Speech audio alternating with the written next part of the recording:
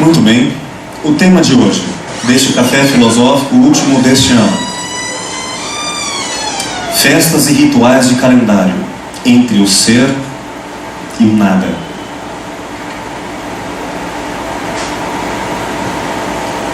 Agora são 18h20. Quanto tempo falta?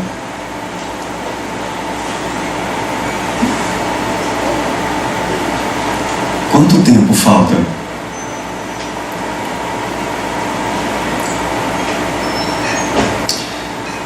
Olha que a resposta não está no relógio. Perguntem para as suas ansiedades. Quanto tempo falta? Perguntem-se diante das próprias necessidades. Quanto tempo falta? Eu não tenho AIDS, não tenho câncer, e que saiba nenhuma doença que possa me matar, mas eu sei que vou morrer. Quanto tempo falta? Se eu começasse um namoro hoje, talvez eu perguntasse: quanto tempo falta? Se eu começasse uma faculdade hoje, eu perguntaria: diante da vida, quanto tempo falta? Manter a consciência acordada, observando, lúcida, tudo o que acontece, sobretudo como eu faço acontecer e recebo as mudanças como partes de mim mesmo. Se ficasse consciente 24 horas por dia, mesmo em sonho, me colocasse diante do sonho como ator, como agente, e não como um telespectador vendo um filme, como daqueles sonhos lúcidos em que eu tenho consciência. Acham que suportariam quanto tempo de lucidez? Já experimentaram ficar um dia inteiro, do acordar até o deitar-se, consciente de tudo o que se passava, seus sentimentos, seus próprios pensamentos? Podem tentar fazê-lo. Monges budistas tentam esse exercício uma vida inteira, para quem sabe conseguir alguns lapsos de consciência. Lapsos de profunda consciência do que se passa. Sabe o que nós fazemos costumeiramente? Nos distraímos. E não estamos errados. São os nossos limites da consciência. O preço da consciência, da lucidez, é caro demais para a humanidade. Quem sabe poucos homens, poucas mulheres em toda a história da humanidade conseguiram viver anos lúcidos. Suportariam ir ao shopping para comprar uma bolsa, uma calça, se soubessem conscientemente quanto tempo falta diante da morte? Diante dos projetos? É natural que precisamos dormir. É natural que a nossa consciência queira anestesiar-se diante de objetos que substituam nossa atuação na vida. Ver televisão, por exemplo, não é ter a função do olhar, é cegar-se para que ela dirija nossos olhos. Ela diga o que possamos ver, que o diretor, pela música, pelo foco, pelas escolhas, decida as perspectivas com que eu deva assistir. Então, ele, antes de mim, diga se eu vou chorar ou se eu vou rir, se eu vou ter medo ou desejo, e especificamente aqueles desejáveis para o projeto de consumo e de indústria social. Se eu me apronto diante de uma festa, diante de um encontro, o cenário também já está elaborado de tal sorte, como uma dramaturgia, como um teatro, que parece que as coisas já estão como que pré-organizadas para que eu dê meus passos em repetição às expectativas. E eu durmo. Porque sigo como uma lei do rebanho, como a maioria decide meus passos. Manter a consciência acordada exigiria de mim responsabilidade. Jean-Paul Sartre, grande filósofo francês, um dos pais do existencialismo, disse que a humanidade nunca foi tão livre quanto o judeu preso no campo de concentração nazista. Ele próprio, como judeu, disse isso. Mas disse: de que liberdade estamos nos falando? Esta das grades que podemos ir e obedecer às regras sociais? Não. Daquela em que eu decido, diante da morte, qual a minha escolha de vida. Porque ali ele não poderia distrair-se e dizer alguma coisa qualquer, pois a sua palavra, se não lúcida, se não bem escolhida, diante do certo e do errado, ele próprio que elaborasse seus critérios, mas não ficasse desatento, custaria a sua vida ou de seus colegas.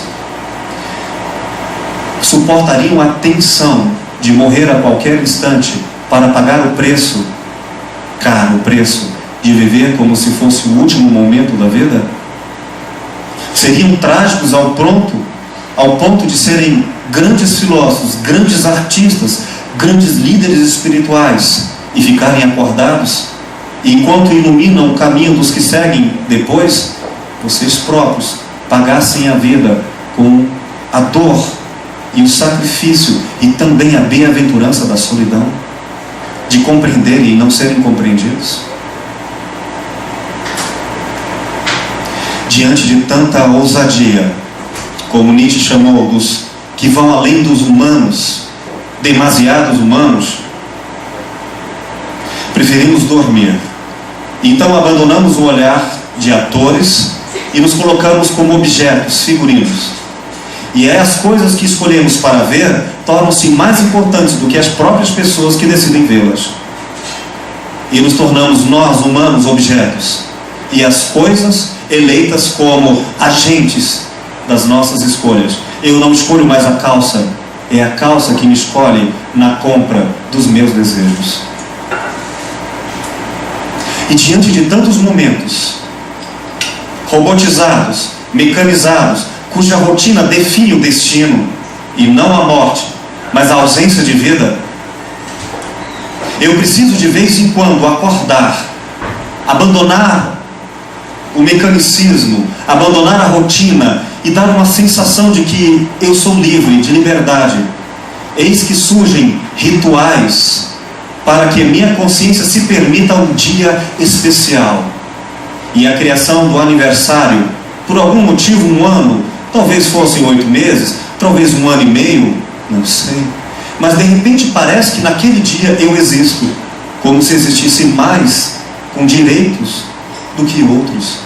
Como se naquele dia eu merecesse de outros mimos que não em outros dias. E fazem o mesmo com o Dia das Mães, como se a maternidade ou alguma coisa equivalente merecesse um dia para receber consciência de vida.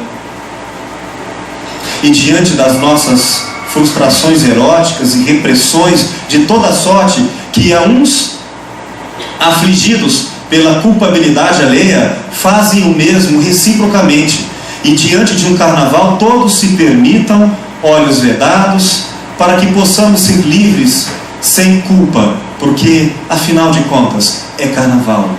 E cria-se um tempo da consciência erótica, e depois toda a outra parte ela fica não morta, mas como uma vigilante moribunda, nos atordoando, nos ameaçando, nos assustando com culpas e medos. E no carnaval de repente tudo é permitido.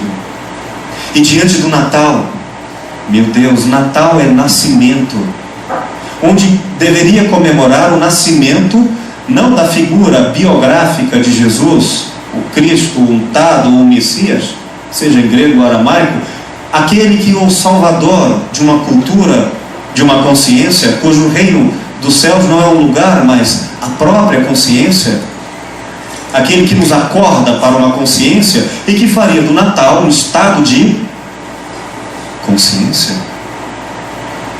E se o Natal é comemorado então pelo nascimento de Jesus, e se matematicamente, das confusões que fazemos, ele acontece dia 25, a questão nunca foi essa.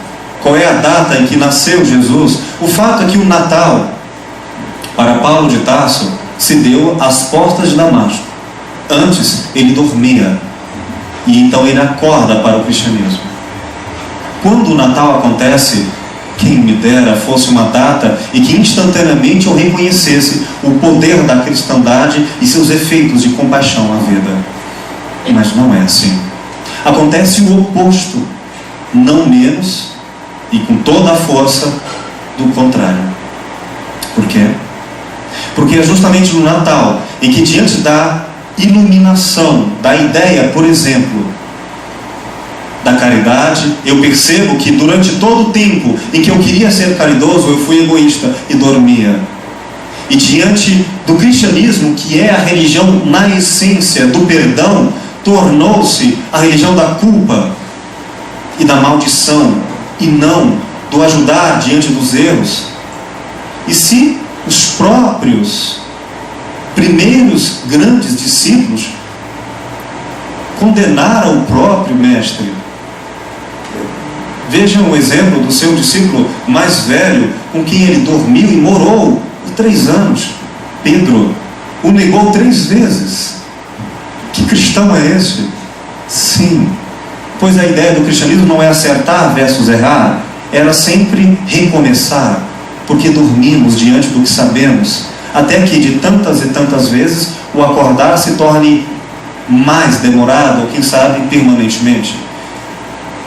O tempo está atrasado diante da lucidez das escolhas.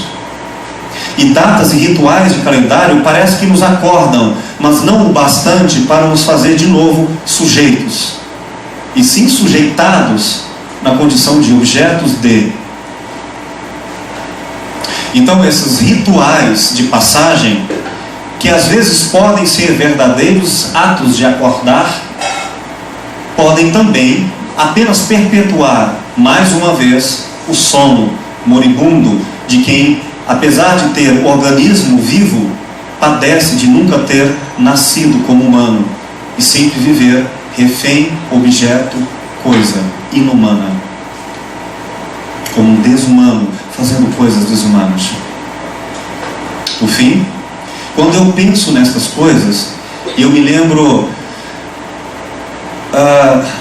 do que todos conhecem, o livro de todas as missas, Universo, O Pequeno Príncipe, quando um ser extraordinário de outro planeta, que está permanentemente acordado, vem para a Terra, o Pequeno Príncipe, e ele encontra a raposa, que é temerária da morte, e por sua vez, adoradora de matar galinhas, tem que se lhe aconteça o mesmo que ela faz aos outros, uma vida de ameaças e medos.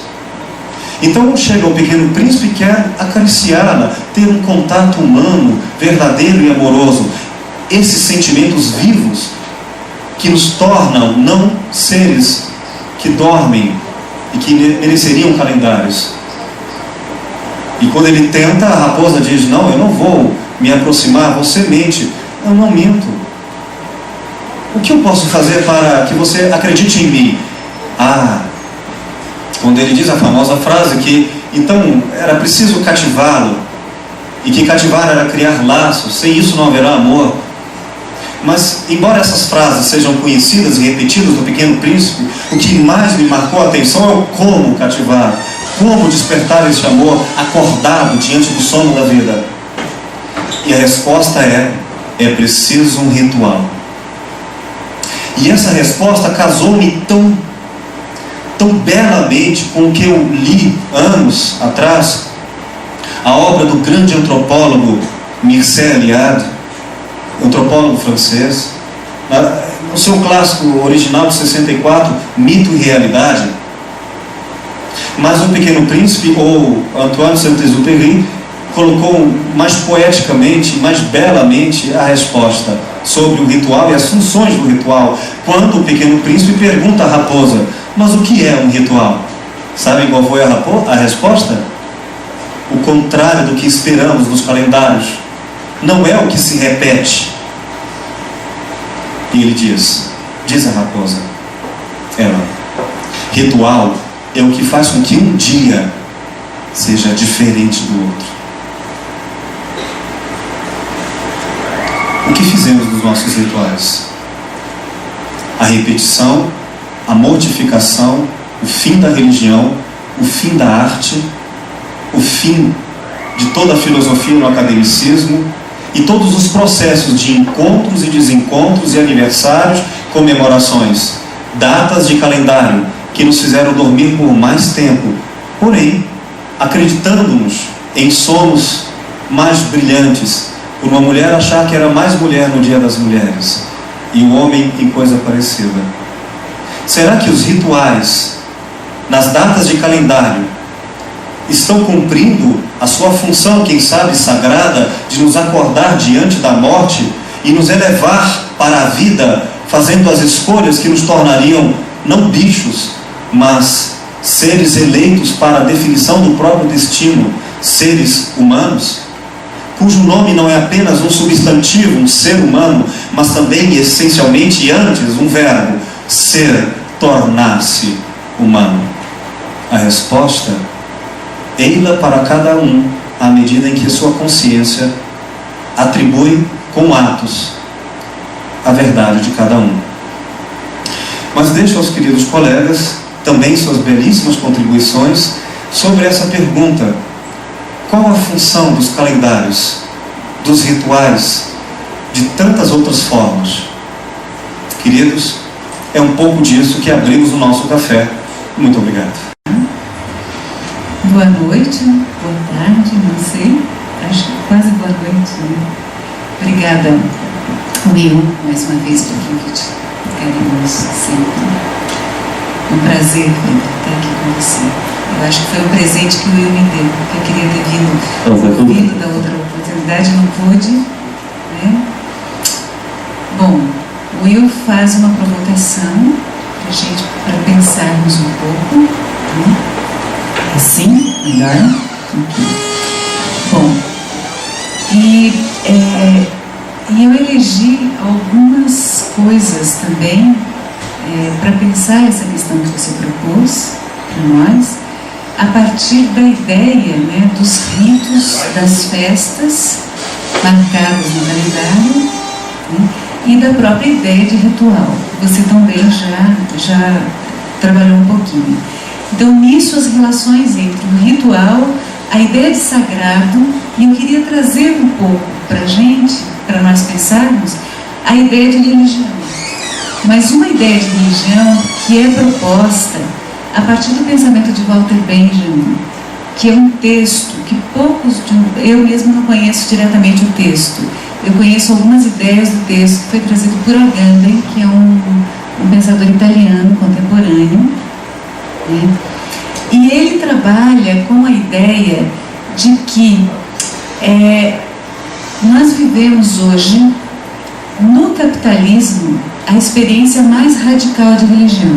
Ou seja, a religião mais radical que nós vivemos e que todos nós estamos imersos nela se chama capitalismo.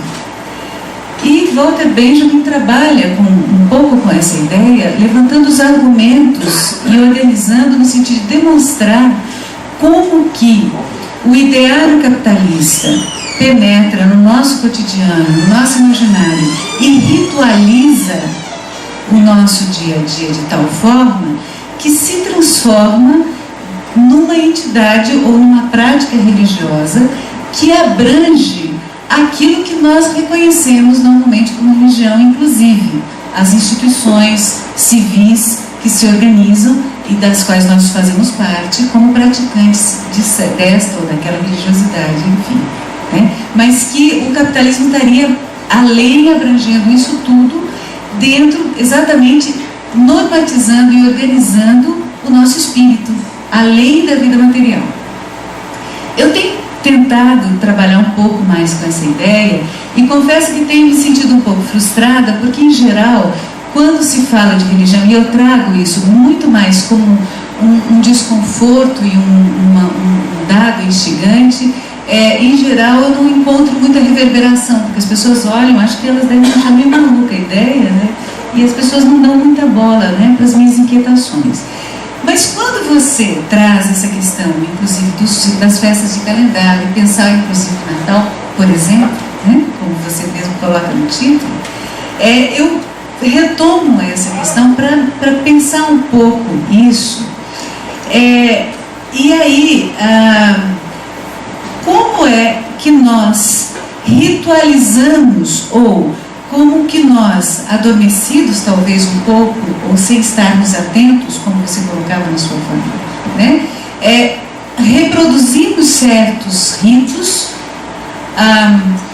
cotidianamente, sem nos darmos conta deles, sem termos uma relação de autonomia ou uma relação crítica com eles, e que são regidos exatamente por esse conjunto normativo dessa grande religião chamada capitalismo. E isso penetrando no nosso dia a dia de uma forma muito profunda, a ponto de não nos dar conta disso, né?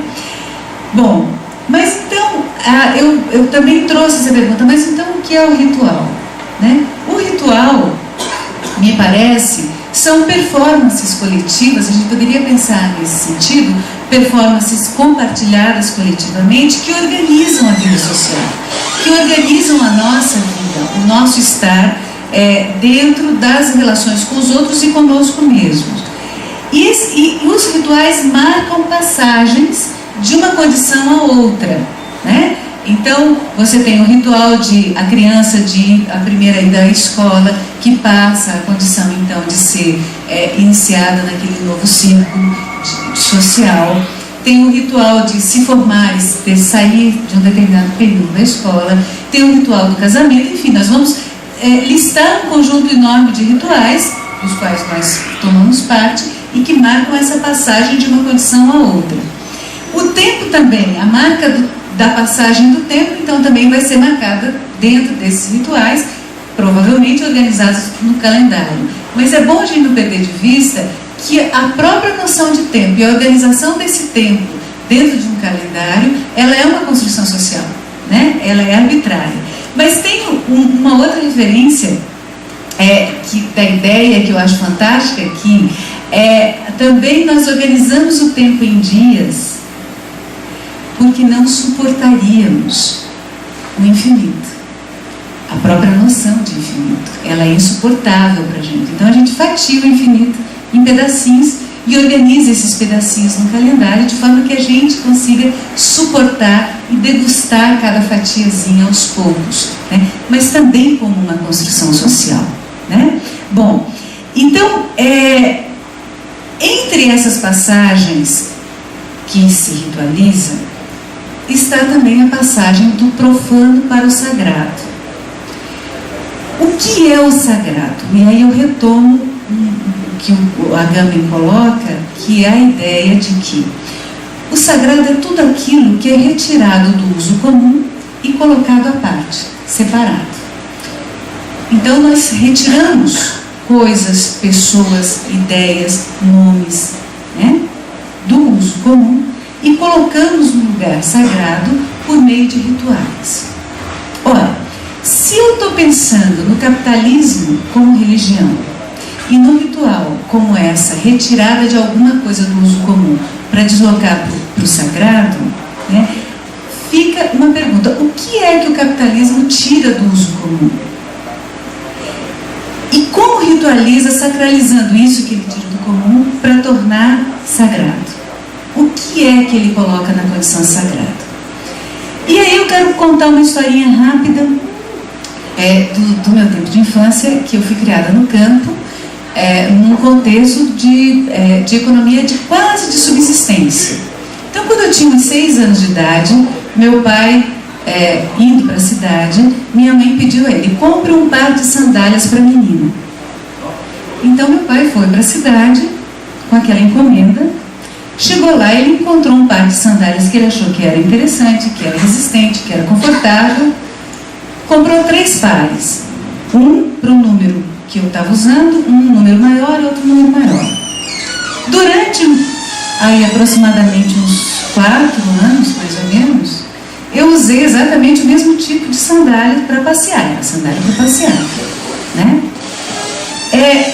Então, a ideia desse par de sandálias é que ela não estava atendendo outra coisa que não o uso comum a que se cumpre um par de sandálias. Eu não precisava de mais de um par de sandálias.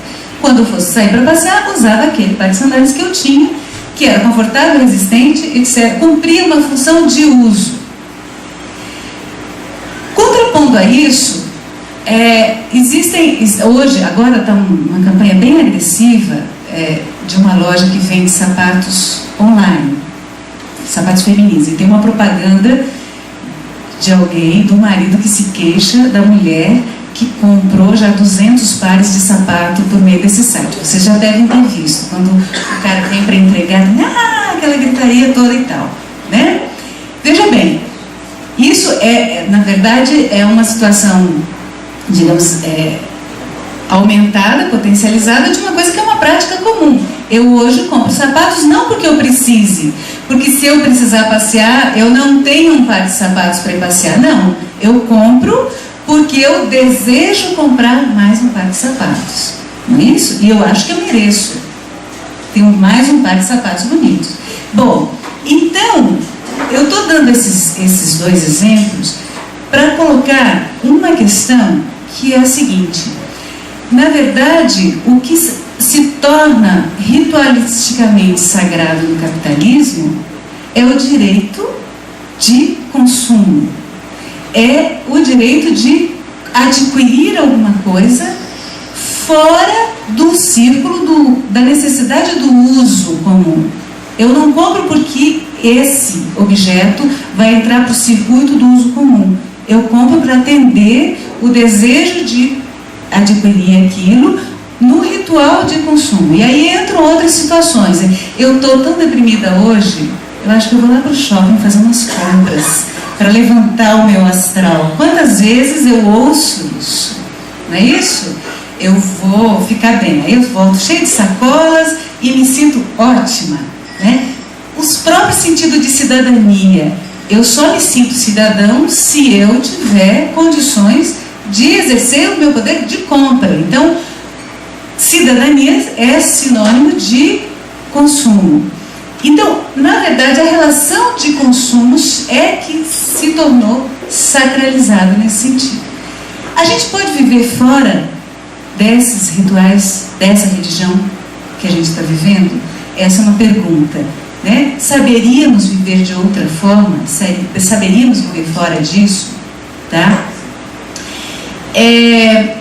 Bom, então, o que a Agamben faz, uma provocação, e que eu estou querendo compartilhar aqui um pouco com vocês, são pequenos exercícios, né, de profanação da relação de mercadoria. Né? Então, vamos fazer uma provocação, vamos profanar o sentido de mercadoria. Como é que a gente poderia fazer isso? Né? É uma pergunta.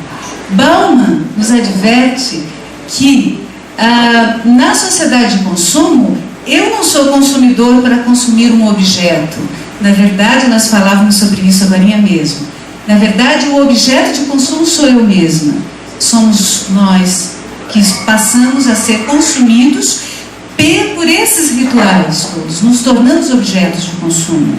Né? Nós estamos na vitrine, eu estou aqui na vitrine. Ainda bem que eu estou do lado de duas pessoas belíssimas que compartilham ideias ótimas, mas nós estamos na vitrine aqui, à venda, né? Desejosas de que sejamos consumidos, né? Então, essa é uma relação muito forte. As redes sociais jogam com isso. Quantos amigos cada um de vocês tem? Quantas pessoas seguem vocês nas redes sociais? Aqueles que são mais seguidos têm mais poder, né, nessa relação de consumo do que aqueles que têm só 69 amigos. Ninguém está interessado nessa pessoa, né? Ela tem menos poder.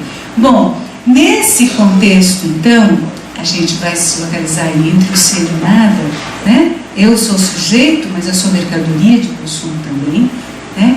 Então, aí eu retomo aquela ideia inicial do calendário dos rituais de passagem e tal, pensando no exemplo do Natal, do ritual do Natal. Né? Afinal, dentro das relações, do ideário que se propaga e dos textos que falamos a respeito do Natal, o que consumimos e o que damos a consumir nessa relação ritualística do Natal, que é uma das referências do calendário sobre o qual nós estamos falando. E aí, de novo, eu retomo a minha história de infância, e eu estava ouvindo o seu belo poema e me lembrando disso também, que é a história da árvore de Natal. Nós passávamos pelo Natal na minha infância e não tinha grandes acontecimentos. O principal acontecimento que tinha era que os meus irmãos que estudavam e moravam longe retornavam para passar o Natal e o Ano Novo conosco. Mas era, então, um momento de reunir a família, e não muito mais do que isso.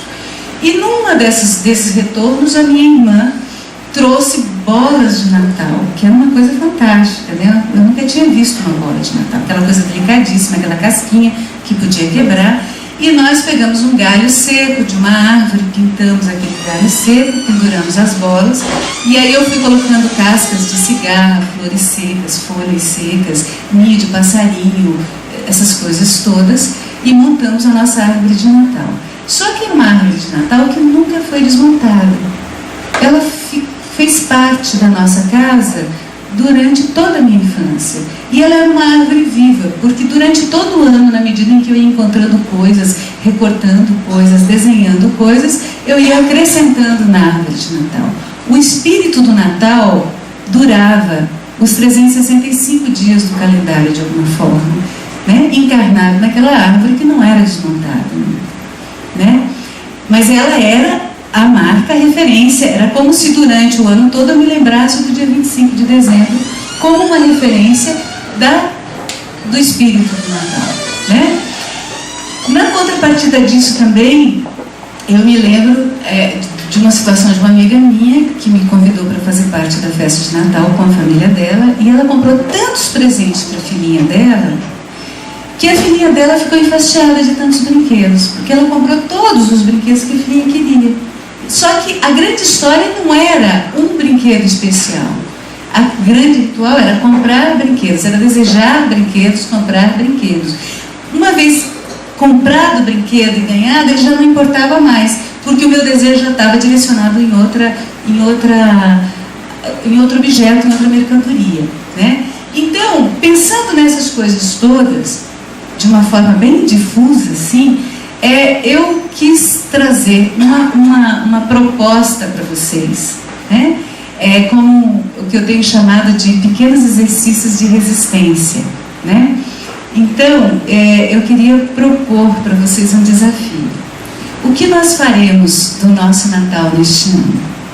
E o desafio é assim: em lugar de comprar presentes, de comprar coisas para dar para você próprio ou para as pessoas queridas, em lugar de comprar coisas para fazer a grande ceia ou a grande festa, experimentem não comprar.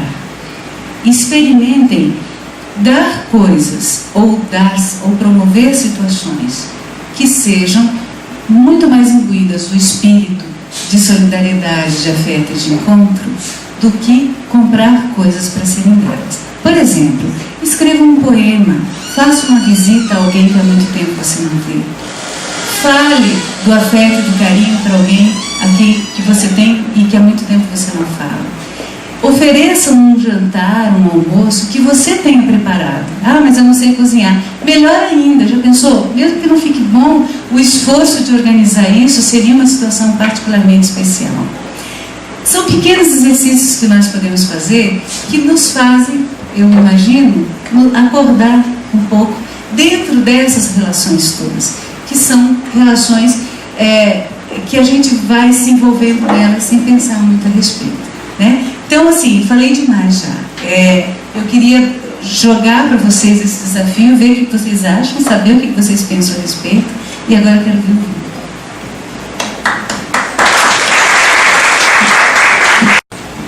Bom, boa noite a todos. Eu agradeço novamente o convite do meu querido amigo e irmão Will. É uma grata satisfação encontrar a professora Alice aqui do meu lado. Adorei essa incursão da sua história particular porque enquanto eu estou falando, eu me lembrava de um professor da UNB, do Departamento de Filosofia, o professor Miroslav Milosevic, que lá, carinhosamente, é chamado apenas de Miro. E o professor Miro, ele usa uma expressão muito forte em relação ao capitalismo, que a professora Alice também abordou. Ele diz que o capitalismo se tornou não mais uma ideologia, mas uma ontologia. O capitalismo não é mais uma ideia construída historicamente. Ele se tornou nosso sangue e medula. De tal forma que as pessoas têm dificuldade de pensar sequer aquilo que é o lema do Fórum Social Mundial, que é um outro mundo é possível. Meus alunos recorrentemente me provocam, sempre perguntando: mas professor, é possível algo para além do capitalismo? Antes de tecer algumas considerações sobre essa questão específica do capitalismo, eu queria fazer uma incursão, uma viagem nas nossas raízes, já que aqui é um café filosófico, as nossas raízes gregas, de onde nós teríamos começado a querer demarcar o tempo, a entender essa infinitude que a professora tão bem falou, que era insuportável para o espírito grego. O infinito era chamado apeiron, e o apeiron era o insuportável. Então eles começam a demarcar, em vez do apeiron, o peras, que é o limite, né? Então, estabelecer limites, a fim de que eu possa, dentro de um tempo que é cíclico, entender a minha realidade e ir me construindo dentro desse tempo cíclico. Então eu trouxe da Teogonia do Hesíodo, se vocês me permitem, eu vou ler um dos mitos que fundam a origem do mundo, e tem muito a ver com essa ideia do ritual, do início e do fim. Vocês devem estar acompanhando. Há uma leitura bastante estranha do calendário maia, e muita gente apostando que 12 de 2012, o mundo acabará.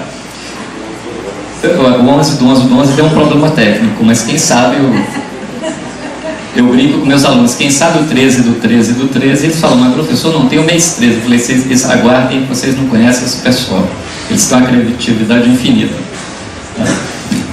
Então, no mito da Teogonia, Hesíodo diz o seguinte, sobre essa origem de uma ideia de um tempo que tem início, de um tempo cíclico, vai me orientar nessa relação de uso que a professora colocou, e que mais tarde, no século XIX, o Marx vai retomar, o Benjamin, do qual ela fez alusão também, vai retomar essa ideia do Marx, né? O valor de troca, o valor de uso.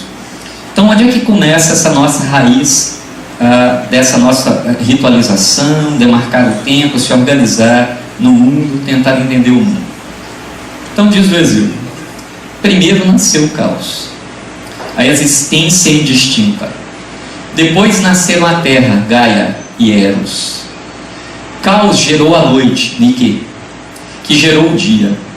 A terra gerou o céu, Urano. As montanhas e o mar. Uniu-se ao céu Urano e gerou os titãs, Reia, Tênis, Memória, os cíclopes, fabricantes de raios, os gigantes de 50 cabeças e 100 braços, e Cronos, o tempo. Guiados por Eros, os deuses se reproduzem. Aos filhos da noite, entre os quais estão a morte, o sono, os sonhos e as parcas, divindades do destino, de cujos desígnios nem os deuses escapavam, que eram 3: fiandeira, distribuidora e inflexível, Atropos, Cloto e Láquesis. E a linhagem do mar Nereu, e as várias Nereidas, suas filhas, Espanto, Ceto, entre vários outros. O céu Urano detestava os filhos e escondia-os na terra, até que ela, atulhada, criou uma foice e deu-a a seus filhos para que castrassem o pai. Todos ficaram com medo, mas Cronos aceitou a missão, e ao entardecer, quando o céu se deitava junto com a terra, a cumpriu. A partir daí começa o domínio da segunda geração de deuses, encabeçados por Cronos. Cronos sabia que ia ter um destino semelhante ao do seu pai, ser destronado por um dos seus filhos. Então, os engolia à medida que iam nascendo do ventre de Reia. Foi assim com Hera, Deméter, Hestia, Hades e Poseidon. Quando Zeus nasceu, Réia deu uma pedra para Cronos engolir e escondeu o filho, que cresceu e cumpriu o destino de destronar o pai. Como ele fez isso não é dito, mas fez Cronos vomitar seus irmãos. Depois disso, aliado aos outros deuses e aos gigantes, derrotou os titãs em uma guerra terrível, no qual os deuses se alinharam aos gigantes, filhos da terra. O domínio de Zeus marca a terceira geração dos deuses. Ele repartiu o mundo com seus irmãos. Poseidon ficou com os mares, Hades com o mundo subterrâneo, e ele próprio coube o céu. Essa geração também teve muitos filhos. De Zeus e Deméter nasceu Perséfone. De sua união com Memória nasceram as musas. Com Leto, Apolo e Ártemis. Com Hera, Ares, Hebe e Lítia. Com Maia, Hermes. Com Semele, Dionísio. Mas a primeira esposa de Zeus, Metis, a Astúcia, foi engolida por ele, porque estava destinada a dar à luz 2 filhos. Um era Atena e o outro seria aquele que destronaria seu pai. Zeus engoliu Metis e ficou astucioso e gerou Palas Atenas, que nasceu de sua cabeça. Então, embora o mito seja um pouco longo, dá para perceber uma passagem de 3 concepções diferentes de tempo, de lugar, de mundo, de relação entre o ser humano e o mundo. Os gregos foram pródigos em pensar a realidade dessa forma. A nossa cultura vai romper com essa visão cíclica, notadamente grega. E por quê? Porque nós vamos ter uma outra origem histórica além dos gregos.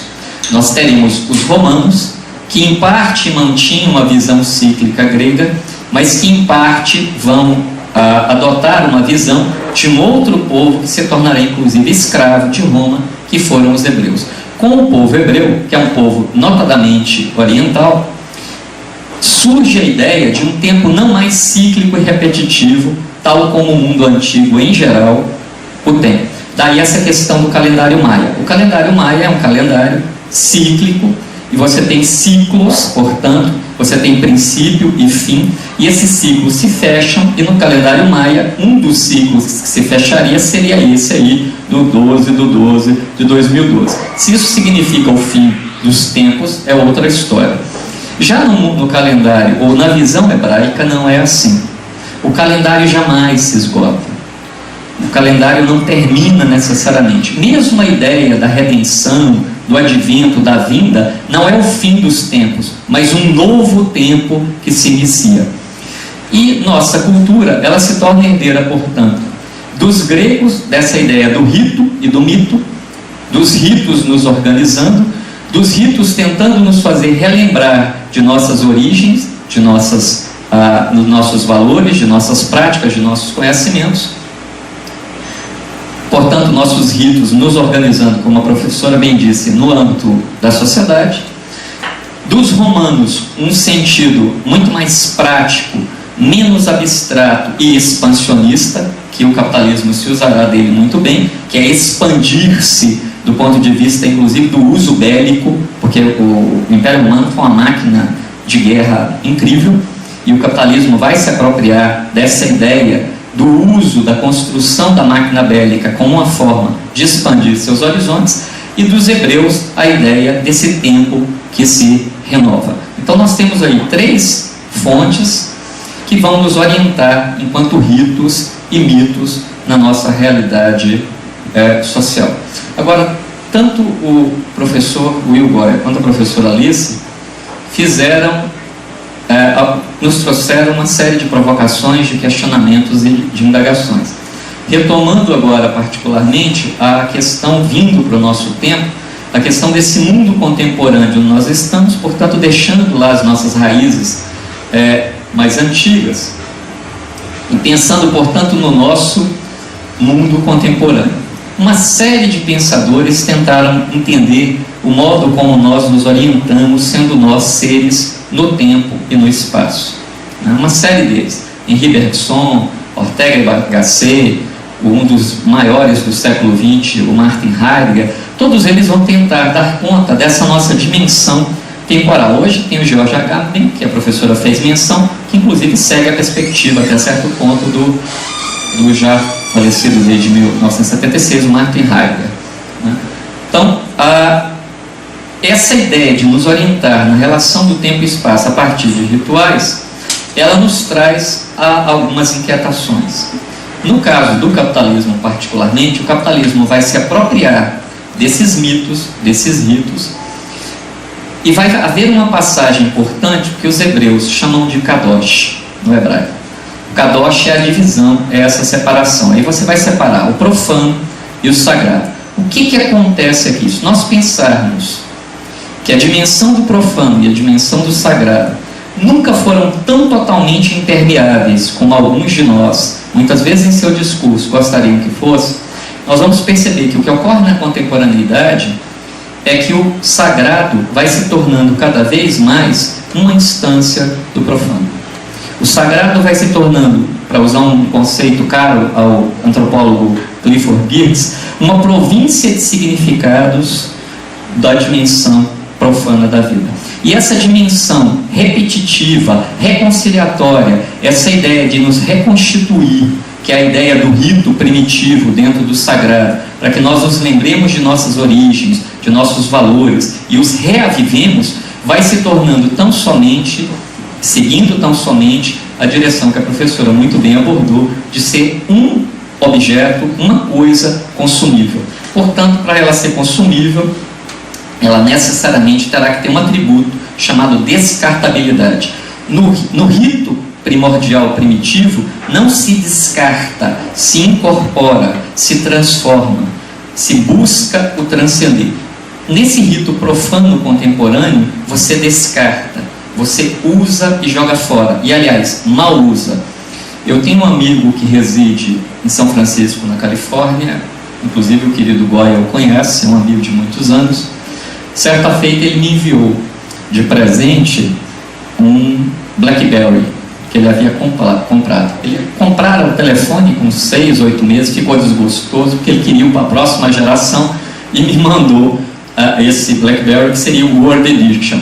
Quando nós nos falamos por telefone, ele usou uma expressão que eu achei muito interessante. Ele falou assim: eu enviarei para você, meu querido amigo, a besta.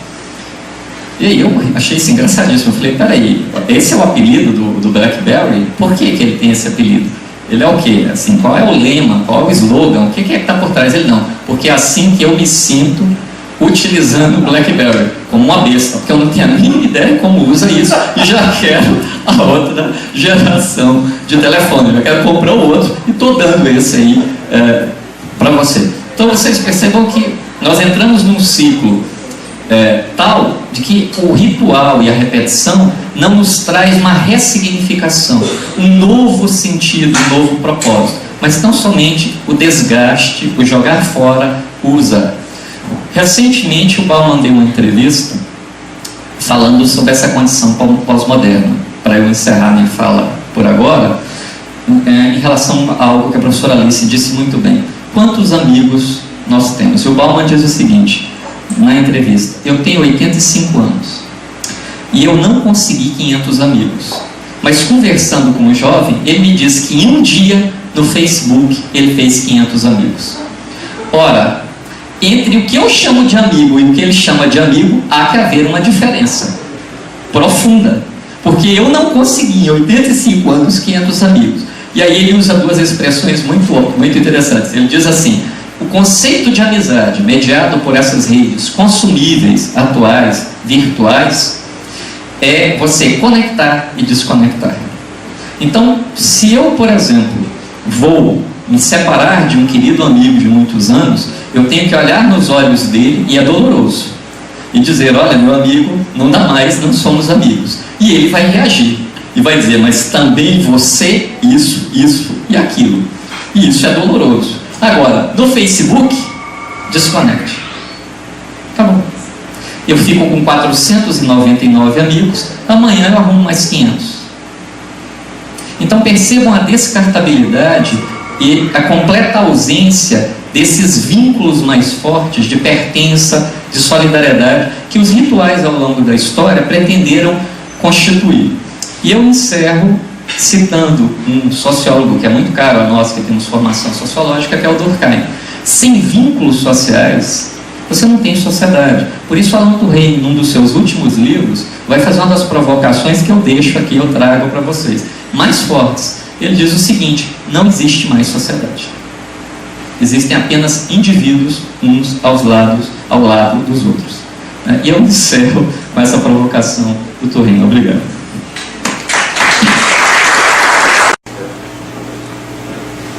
Eu gostaria só de que a gente retomasse e pensasse, ao que estava conversando com a professora Alice, que ela se propõe a fazer e que eu, de certa forma, também faço na minha vida. Dentro desse conceito que ela traz muito interessante de pequenas resistências, ela estava aqui me falando que ela usa um celular, assim, 4 anos, né? Desde 2004. Perfeito. Tem mais tempo, então.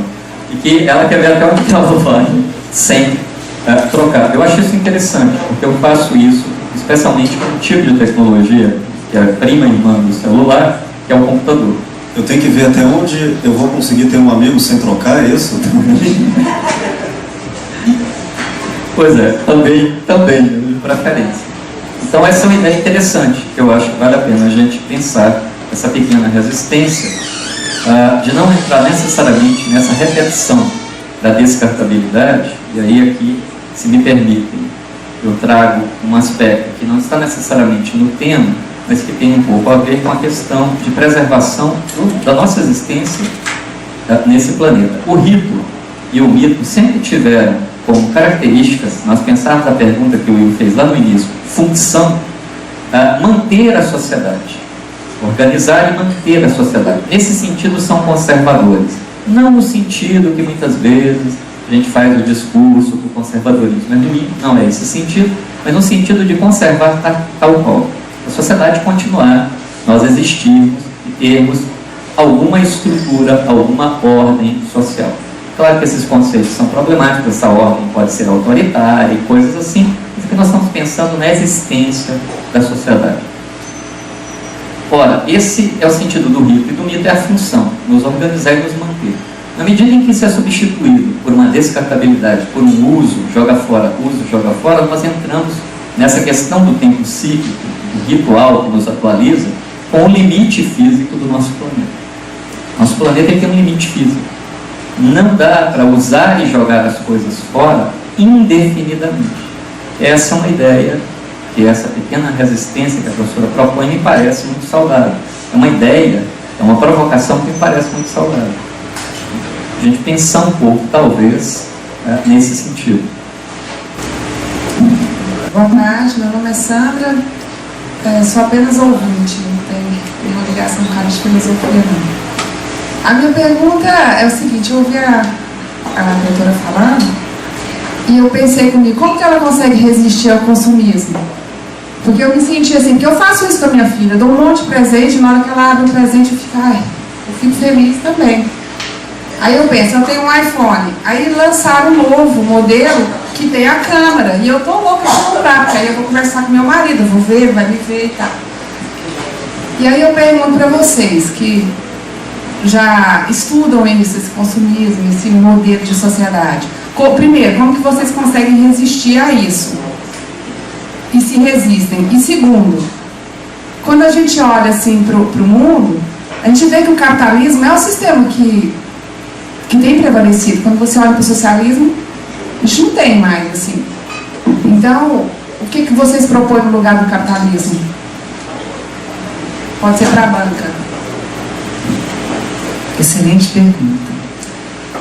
Bom, na verdade, eu tinha feito na minha fala uma pergunta nesse sentido, né?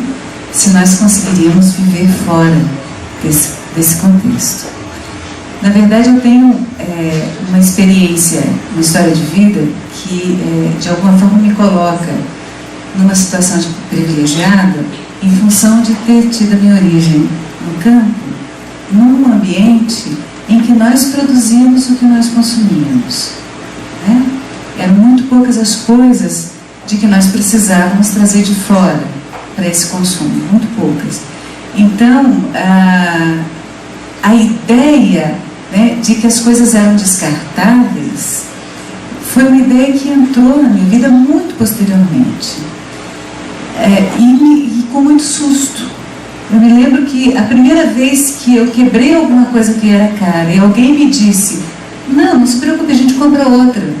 Eu levei um susto, porque as coisas, para mim, elas deveriam permanecer na sua função de uso por muito tempo. Depois eu morei em área indígena, né? E consegui também retomar de alguma forma ali essa coisa que nós perdemos de vista, que é assim, o que é o mínimo necessário para nós estarmos vivos com qualidade, em sociedade, compartilhando com os nossos queridos. Nós precisamos de tudo o que nós acumulamos à nossa volta de fato, né? A gente precisa começar a perguntar a esse respeito. E esses pequenos exercícios de resistência que eu tenho feito, porque obviamente que eu também me encanto com uma roupa de que eu não preciso, e eu decido que quero comprar. Mas eu faço isso de alguma forma, inclusive me perguntando a respeito. Esse telefone meu, eu comprei em 2004. Quando eu comprei, veio com um pacote que barateava os minutos, enfim, então. Ele é de tecnologia CDMA. Se alguém lembra aqui o que é essa tecnologia CDMA, né? Veio no pacote, era tecnologia CDMA, não pedi, a empresa me vendeu. Um ano depois o pacote acabou. Um dos preços que eu pago nessa minha pequena resistência é que eu pago muito mais caro cada telefonema que eu dou, porque desde 2005 a empresa vem me pressionando para eu trocar o aparelho. Porque na verdade o novo aparelho que é colocado à minha disposição não é um aparelho de que eu precise. É um aparelho que a empresa me convence que eu quero. Porque se eu não comprar o novo aparelho, eu vou conseguir, eu falo com meu marido todo dia, eu estou em contato com ele, eu não diminuo a qualidade da minha relação com ele, porque eu não tenho uma câmera. Entendeu? Esse telefone cumpre esse papel direitinho. Mas desde 2005 eu venho sendo pressionado pela empresa para trocar o aparelho. A última pressão foi... agora, no primeiro semestre, que eu comecei a receber mensagens me avisando que a partir de 30 de setembro a empresa não disponibilizaria mais o serviço CDMA, né? Ou seja, eu não conseguiria mais falar pelo telefone porque ela não atenderia mais essa tecnologia. Mas aí eu descobri que haviam outros fazendo a mesma resistência que eu. Houve processos na justiça contra ela que eu não vi, mas eram outras pessoas que fazem uso dessa tecnologia ainda. E aí os serviços continuam sendo. Eu não sei até quando eles vão me dar. Mas com certeza esses exercícios, se não me tiram do circuito do consumo, porque eu estou imersa nele, mas pelo menos me colocam na condição de pensar a respeito e de estranhar essa relação, né? E me perguntar sobre. Então eu acho que é principalmente isso. Agora, nós podemos fazer esses pequenos exercícios nessas situações de calendário, várias outras situações, perguntando. Eu fiz uma pergunta a vocês, eu queria ouvir vocês a respeito. E aí, o que é que nós vamos fazer no Natal? Nós vamos comprar um monte de presentes ou nós vamos experimentar, estabelecer outro tipo de relação com aquelas pessoas que nós queremos bem, propiciando outros tipos de encontro que não sejam mediados pelos presentes comprados no shopping.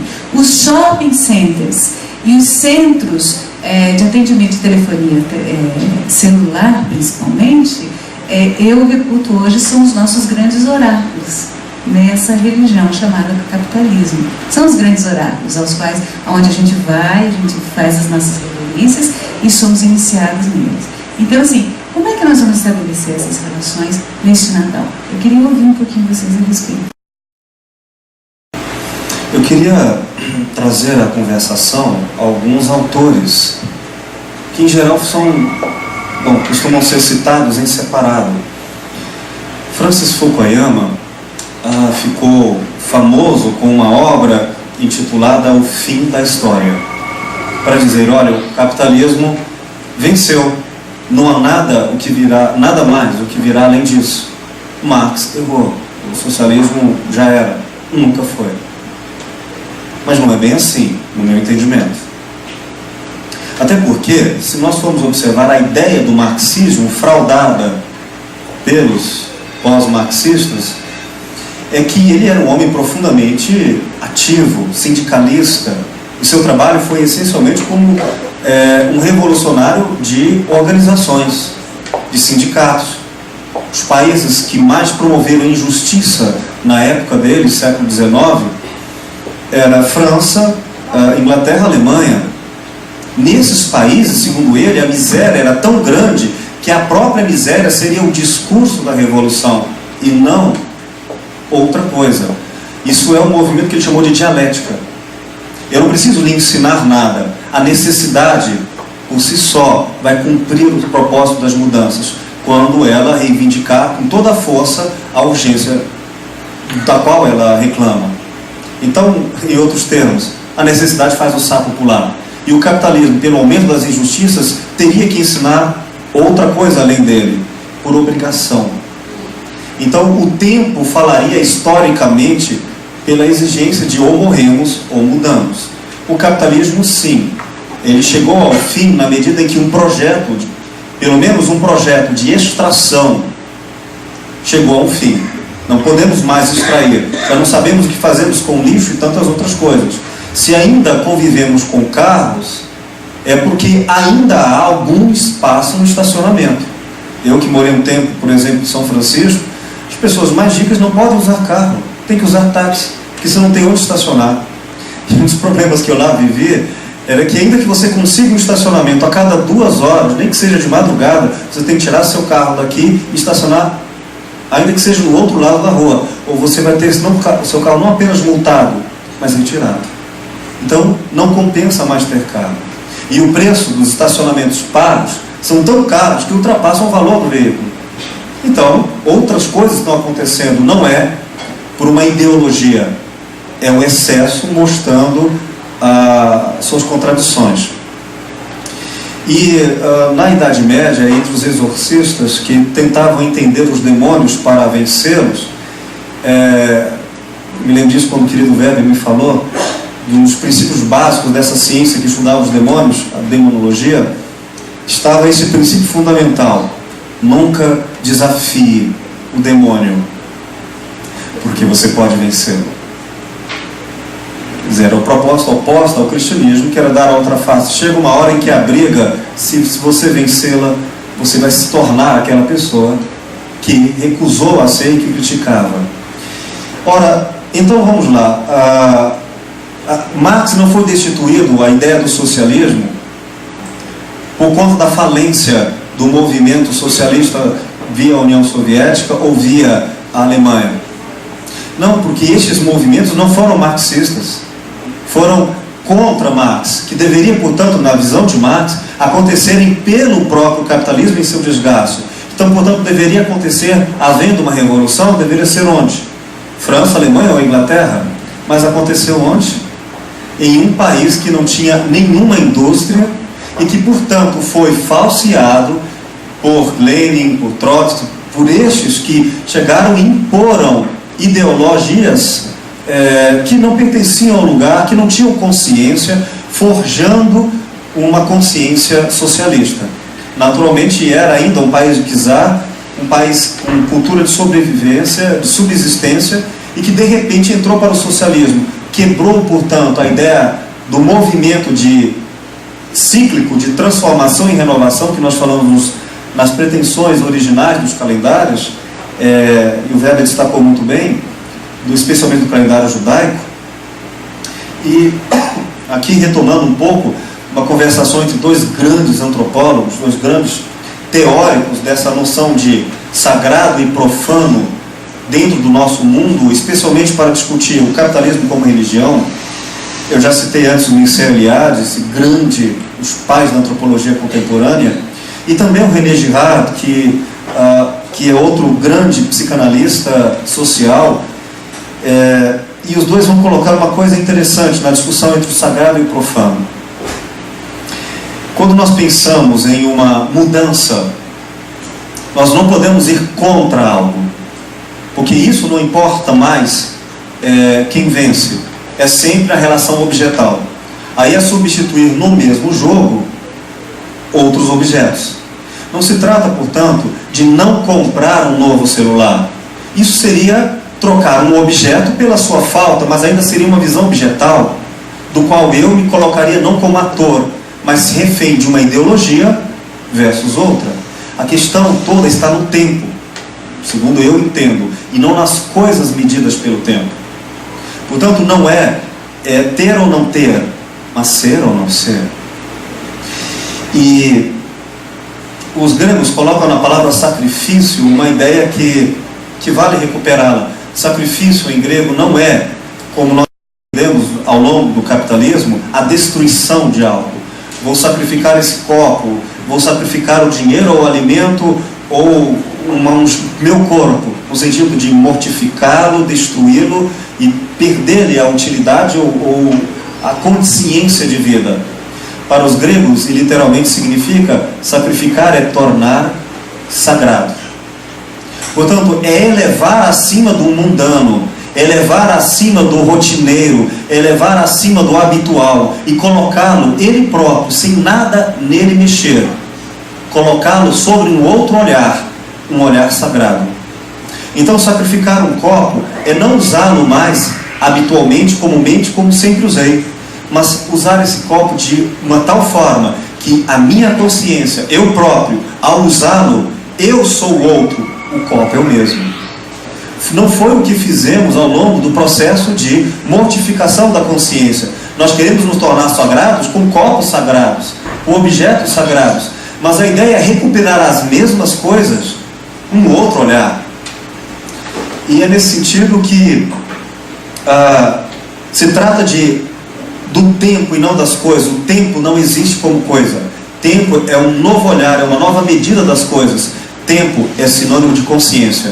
Um tempo sagrado, ou seja, aquele que enfrenta o profano e se recoloca com uma atitude de superação, de acordar diante da não obediência à rotina, e sim da liberdade e do destino de escolher: eu estou vivo, agora eu faço do meu nome algo próprio, deste pronome eu, um pronome próprio, e eu me defino como ator, como gerente da minha vida, e não como objeto. Essa é a função do tempo. Eu construo sobre o tempo os valores e as escolhas nas passagens. Como o infinito é impossível à consciência humana, eu preciso de conclusões e reinícios. O nome disso é tempo. Quando o tempo deixa de ser consciência, ele é relógio.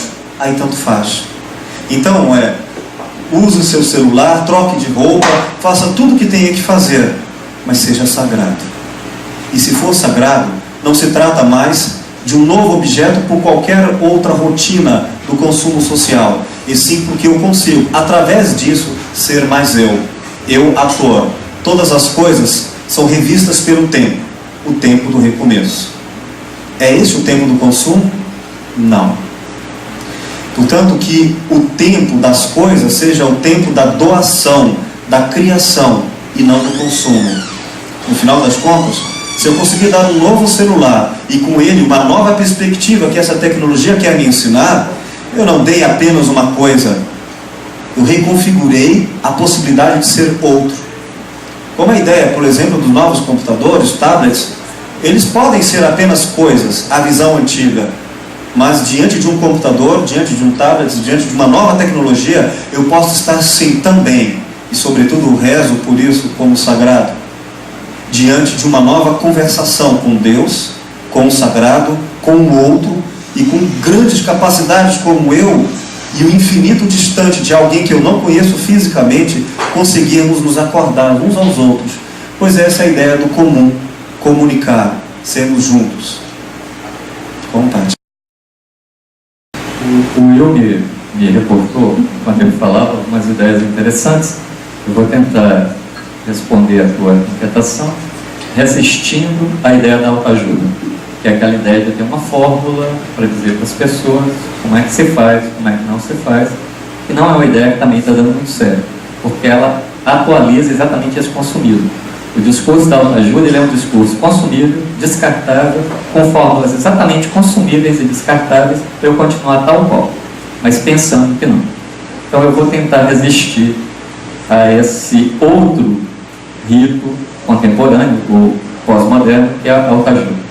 Eu vou tentar compartilhar um pouco o que eu faço, como eu faço, não como um exemplo a ser seguido, mas como um ser humano situado, histórico, faz.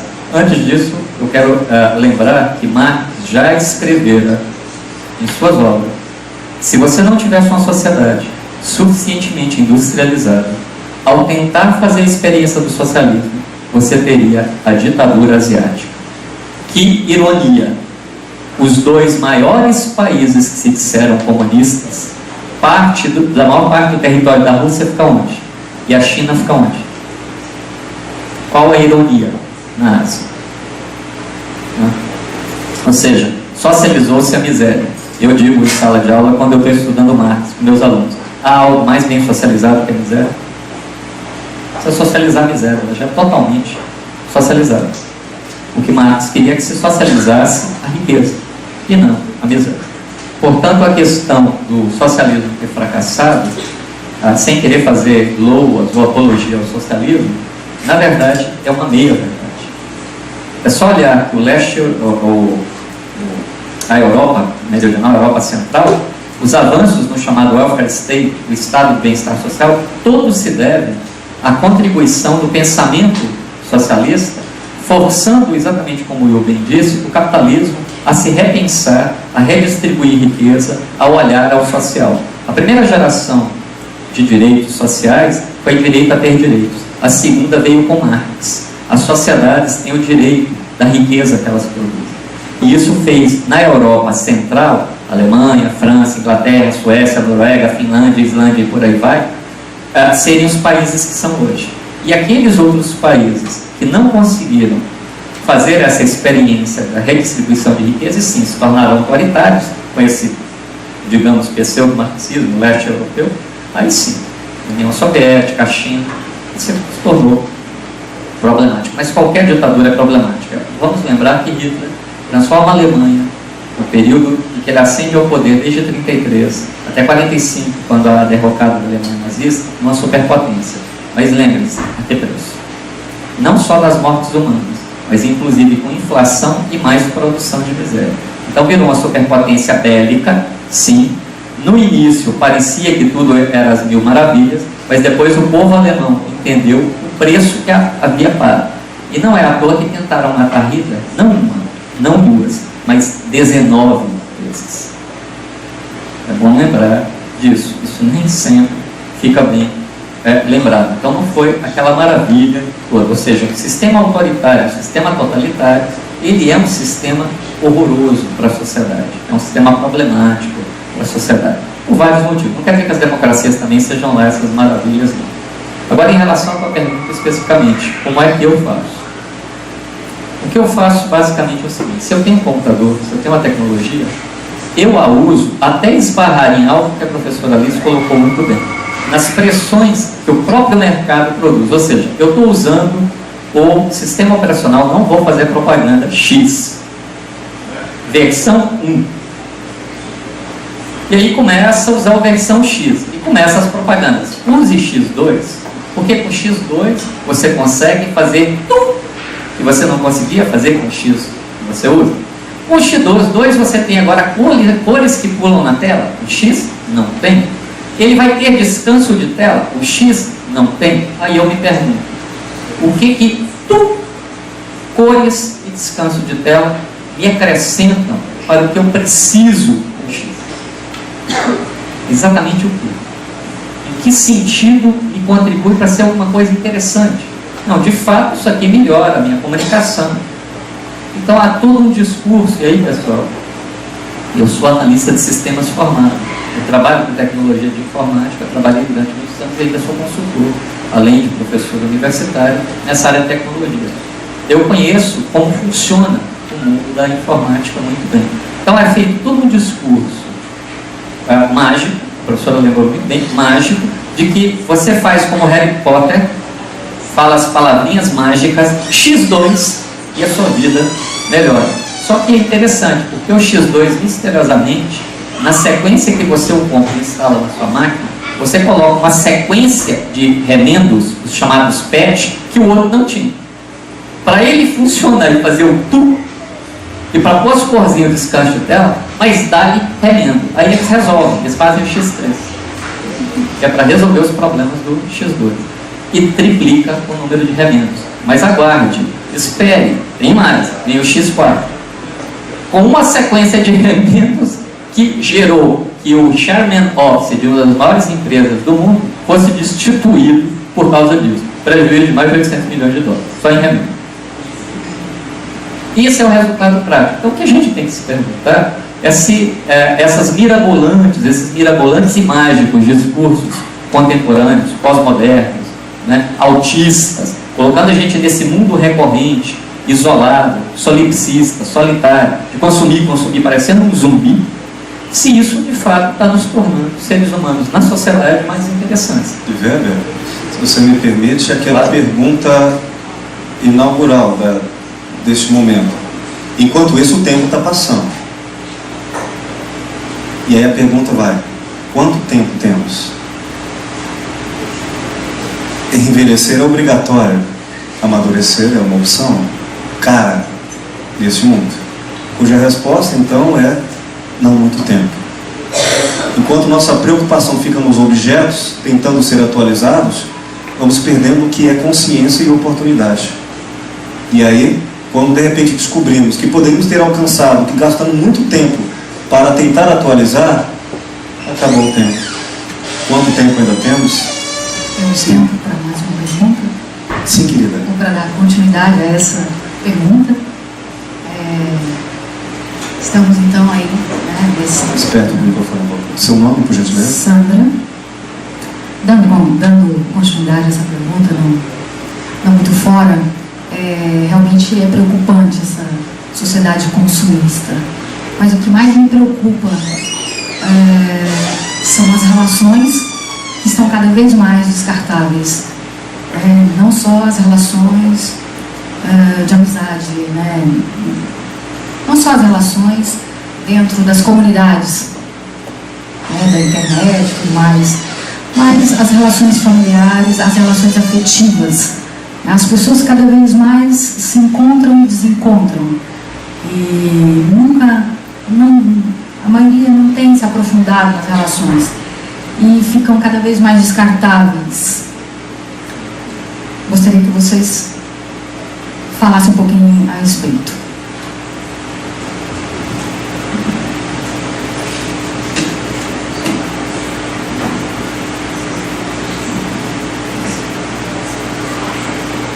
Pois eu queria pensar um pouco a esse respeito, justamente retomando, né, essa coisa do tema central da nossa discussão aqui, em que nós falávamos sobre os rituais de passagem, né? O Will falou desse processo de tornar sagrado no sentido de ampliar a consciência. E essa coisa que eu penso que seja buscar a minha autonomia de decisão como sujeito social na área das relações sociais, onde os vínculos com o outro é que dão sentido, não com a coisa, com o objeto, não com a reificação da relação, né? Mas o encontro entre as pessoas é que dão sentido e substância, que é aquilo que você evocou do Durkheim, que nos é muito caro, né? Exatamente na normalização das relações minhas com o outro, no coletivo, é que criamos os sentidos, né? Ritualizando esses sentidos, para que a vida ganhe outra substância, né? E façamos com que esse tempo tenha mais qualidade, né? Então, me parece que a gente vive, na verdade, uma relação de tensão, né? Uma tensão entre isso que nos é colocado das relações de consumo dentro de uma estrutura social que é pautada não só do ponto de vista ideológico, isso já foi dito, mas em termos ontológicos, né? Na relação de compra e venda, na relação de consumo, numa relação de consumo em que nós passamos a ser o objeto de consumo como sujeitos, já nem tão sujeitos, né? Mas sujeitos no sentido de sermos sujeitados a isso, né? E nesse sentido talvez seja o caso de nós fazermos o exercício crítico de substituir algumas relações que estabelecemos pautadas pela ideia de consumo, buscando retomar os caminhos que possam nos levar às relações de vínculo com o outro e encontro entre pessoas, né? Daí a minha provocação, né? Essa coisa do Natal, e pensar os rituais marcados no tempo do calendário como rituais que não sejam anunciados pelos reclames na televisão ou pelos reclames dos shopping centers, que são os nossos novos oráculos da religião, o capitalismo, mas que sejam pautados pelos encontros entre as pessoas, pensando esses rituais que dão sentido na natureza desses encontros. O Natal, o espírito do Natal, que é o espírito confraterno do Renascimento, né? Que assim seja no encontro entre as pessoas. E se nesse encontro, a mediação for por uma coisa, um objeto, um presente, que o seja, mas que o que venha na frente não seja a coisa comprada, mas a relação e o encontro entre as pessoas. E se a mediação não for um presente, mas for um poema, né, tanto melhor. Ainda mais se for feito por você, escrito por você, né, nessa produção das relações. Eu concordo com você. Eu acho que a gente, nesse contexto de tensões, a gente não pode ter uma visão apocalíptica, né, nihilista de dizer, a gente não tem mais isso. Não temos sim. A gente vive uma relação de tensão entre demandas que nos empurram numa direção e o exercício de consciência e de busca em outra direção. Senão nós não estaríamos aqui.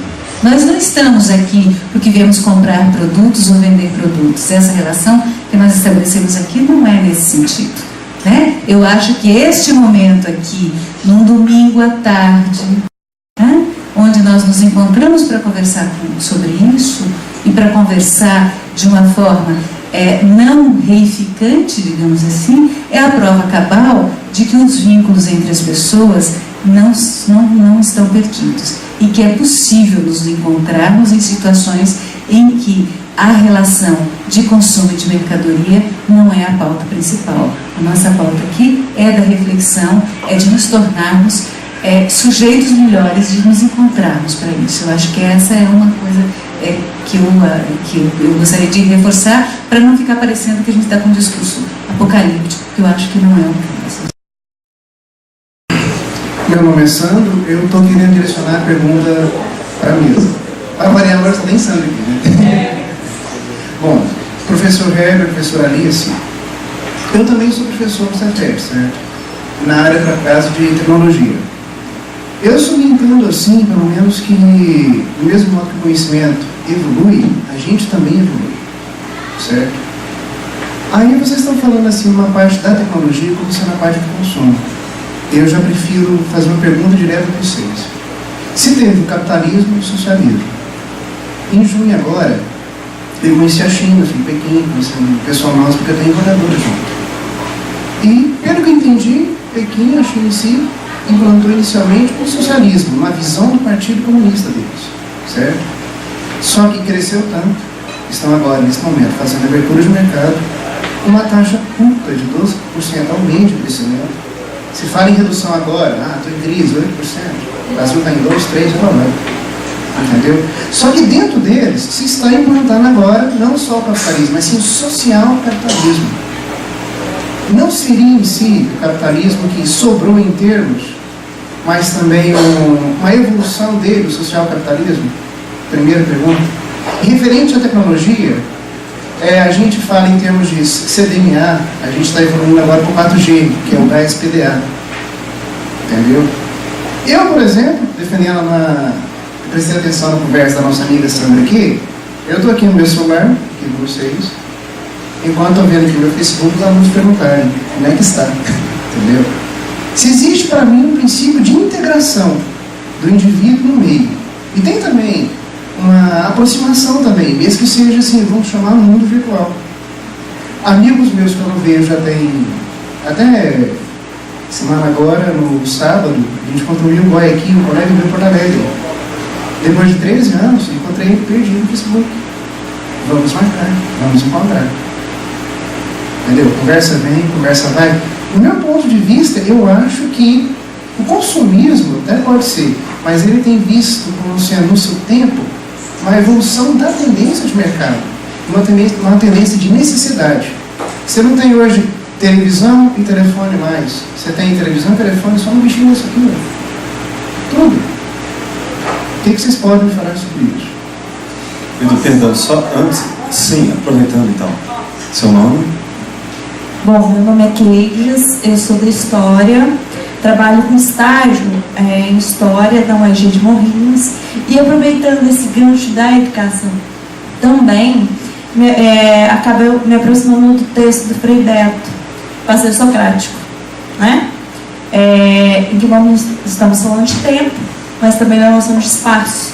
O distanciamento que acaba aproximando diante de um espaço distinto, mas que o próximo está distinto, né? Que são as relações próprias do nosso cotidiano. E voltando isso para o campo educacional, para a prática, para a ação, nos moldes educacionais, seja de qual disciplina, nós acabamos encontrando um espaço ainda mais distinto. Estamos falando de tecnologia, alguns apontam como algo muito próximo. Certo, para um grupo, está muito próximo. Né? E aí a gente acaba criando nesse discurso tecnológico também uma exclusão, né? Que a gente encontra no nosso meio acadêmico, talvez a gente não encontre isso tão próximo, o que não está nas nossas relações. E nós também temos a tendência de distanciar, que é essa relação do espaço, mais uma vez. Conheço várias pessoas que estão num espaço distante, mas não conheço quem me acompanha, quem faz parte do meu grupo, quais são quem não reconhece os problemas que determinado grupo passa, quem está ali lavando meu carro, quem está ali esperando um trocado, quem não está na escola por falta de uma proposta educacional que possa chegar até ele. Então a gente acaba girando esse aspecto de inclusão numa proposta de vida estudante. Por isso eu lembro o texto do Passeio Socrático. Eu acho que só para continuar, acho que dá para a gente continuar a discussão. A pergunta é direcionada aqui do Sandro aos 2 brilhantes convidados, mas dito ou mentido, eu só vou apimentar um pouco mais com o tempero a resposta, que é o seguinte: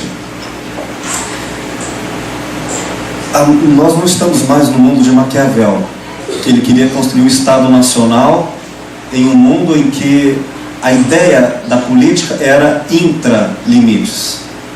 Construção de uma nação, construção de um país, a economia, o militarismo, enfim, a definição, reforçando os limites para criar um conceito de país, de economia, de política, de nação. Agora nós estamos num mundo global. E nesse mundo global, a xícara de café que eu quero jogar fora, que eu ganhei de presente educadamente, está escrito com uma etiqueta maior que a própria xícara, made in China, mais do que a qualidade, como um exemplo claro de que o que torna a China rica é a pobreza no mundo. O que lhe permite a tranquilidade de um superávit é a falência de outros. E que, portanto, e não é isso que Marx se referia. Não é a isso o que ele estava se referindo com uma bonança de um momento em que o capitalismo alcançou a sua generosidade de poder redistribuir rendas. Não, porque continua o país dito socialista o mais capitalista de todos, na perversidade da expropriação alheia, tal qual se faz em outros países.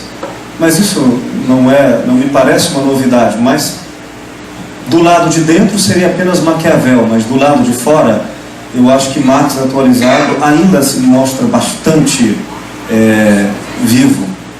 Mas é uma longa discussão. Deixo aos 2 queridos aqui suas contribuições. Bom, Sandra, eu quero só retomar e reafirmar um ponto muito importante. O meu lugar de fala não é o maniqueísmo, não é demonizar o simples uso da tecnologia. Isso é completamente nonsense. Não é esse o sentido. Agora, tecnologia tem a ver com interesses têm a ver com poder. O meu lugar de fala é o lugar da crítica, do uso que nós estamos dando a essas tecnologias que tu aludiste, que tem hoje o conceito de convergência. Exatamente esse é o conceito que o mercado usa. A questão não é se tu, em vez de ter geladeira, internet, televisão, telefone, você tem um XYZ que é tudo isso, mas a questão é, se nós, e aí o que a Kate colocou, se nós estamos, por meio dessa tecnologia, nos aproximando. Então, assim, o seu lugar de fala, se tu me permites, é o lugar do incluído digital. Então, para o incluído digital, é o admirável mundo novo do Huxley. É um mundo encantador. Eu acompanhei um encontro de amigos em Porto Alegre pelo Twitter.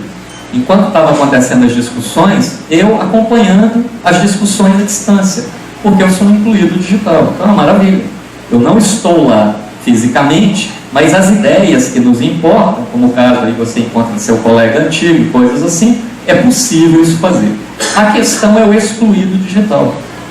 A questão é que essa sociedade, ela cria fronteiras muito rígidas, às vezes de tal rigidez, com um discurso suave, com um discurso de soft power, com um discurso de que no futuro as coisas serão melhores do que são, que vem desde o século XIX. O século XIX, para voltarmos ao nosso tema, tempo ritual, e a questão que a professora trouxe muito bem, o capitalismo como uma religião, a religião do século XIX foi a ideia do progresso. Qual é a ideia do progresso? No futuro, tudo se dará certo, tudo será melhor. No futuro, tudo se resolverá. Aí veio o futuro, o século XX. 1914, 1918, Primeira Guerra Mundial. 1939, 1945, Segunda Guerra Mundial. 50, 53, Guerra da Coreia. 60, 75, Vietnã. Depois, décadas de 80, Iraque. E por aí vai. Eu poderia sempre desfilar aqui um monte de datas e de guerra. Welcome to Admirable Brave New World. Bem-vindos ao bravo mundo novo, admirável mundo novo. Que mundo é esse? E foi isso que levou o Heidegger a questionar a questão da técnica. Eu tenho uma posição crítica em relação ao questionamento heideggeriano, mas ele faz uma provocação muito importante. Não de demonizar a técnica, mas, de novo, o uso que nós damos a essas tecnologias. Não raro essas tecnologias nascem com um discurso mirabolante, salvífico, que tudo será melhor como nunca foi, e aí é interessante, voltemos de novo à questão do sistema operacional X. Quando tu passas a usar o X1000, o pessoal passa a dizer, o X, que era aquela coisa carroça, antiquada, não dava esses problemas. Funcionava. Saudade que eu tenho do que funcionava. A questão não é a evolução. Esse discurso do progresso, ele é muito forte desde o século XIX e ele continua no século XXI.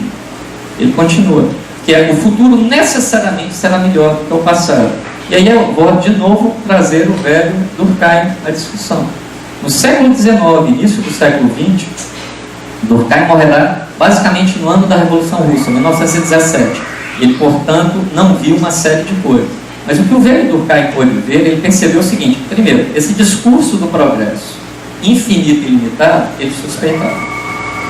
E não é à toa que ele vai falar da solidariedade mecânica e orgânica como constituintes de diferentes formas de socialização.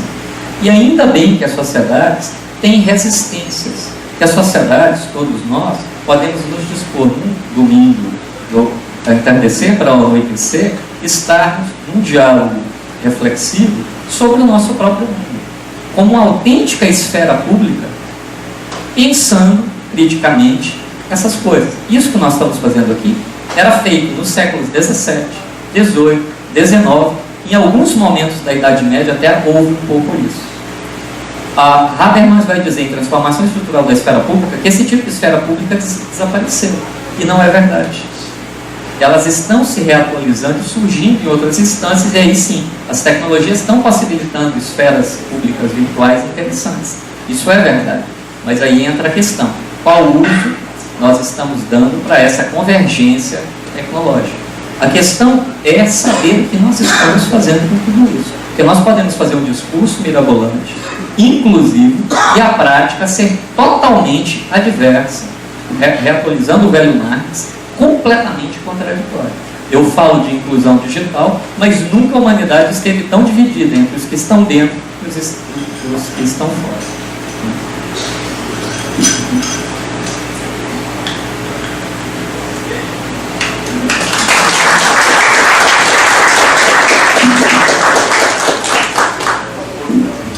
Eu fui tão provocada por tantas coisas que eu fiquei assim agora, ai meu Deus, como é isso?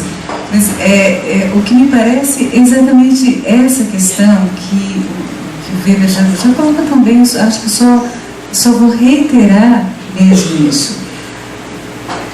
Nós aprendemos, né, que o progresso é uma coisa que caminha desta condição para uma condição melhor, e não necessariamente.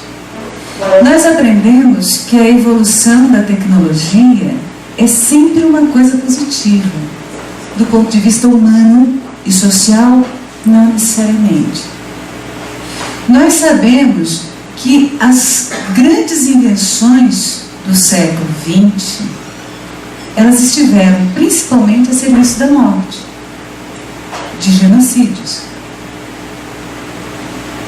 O avião,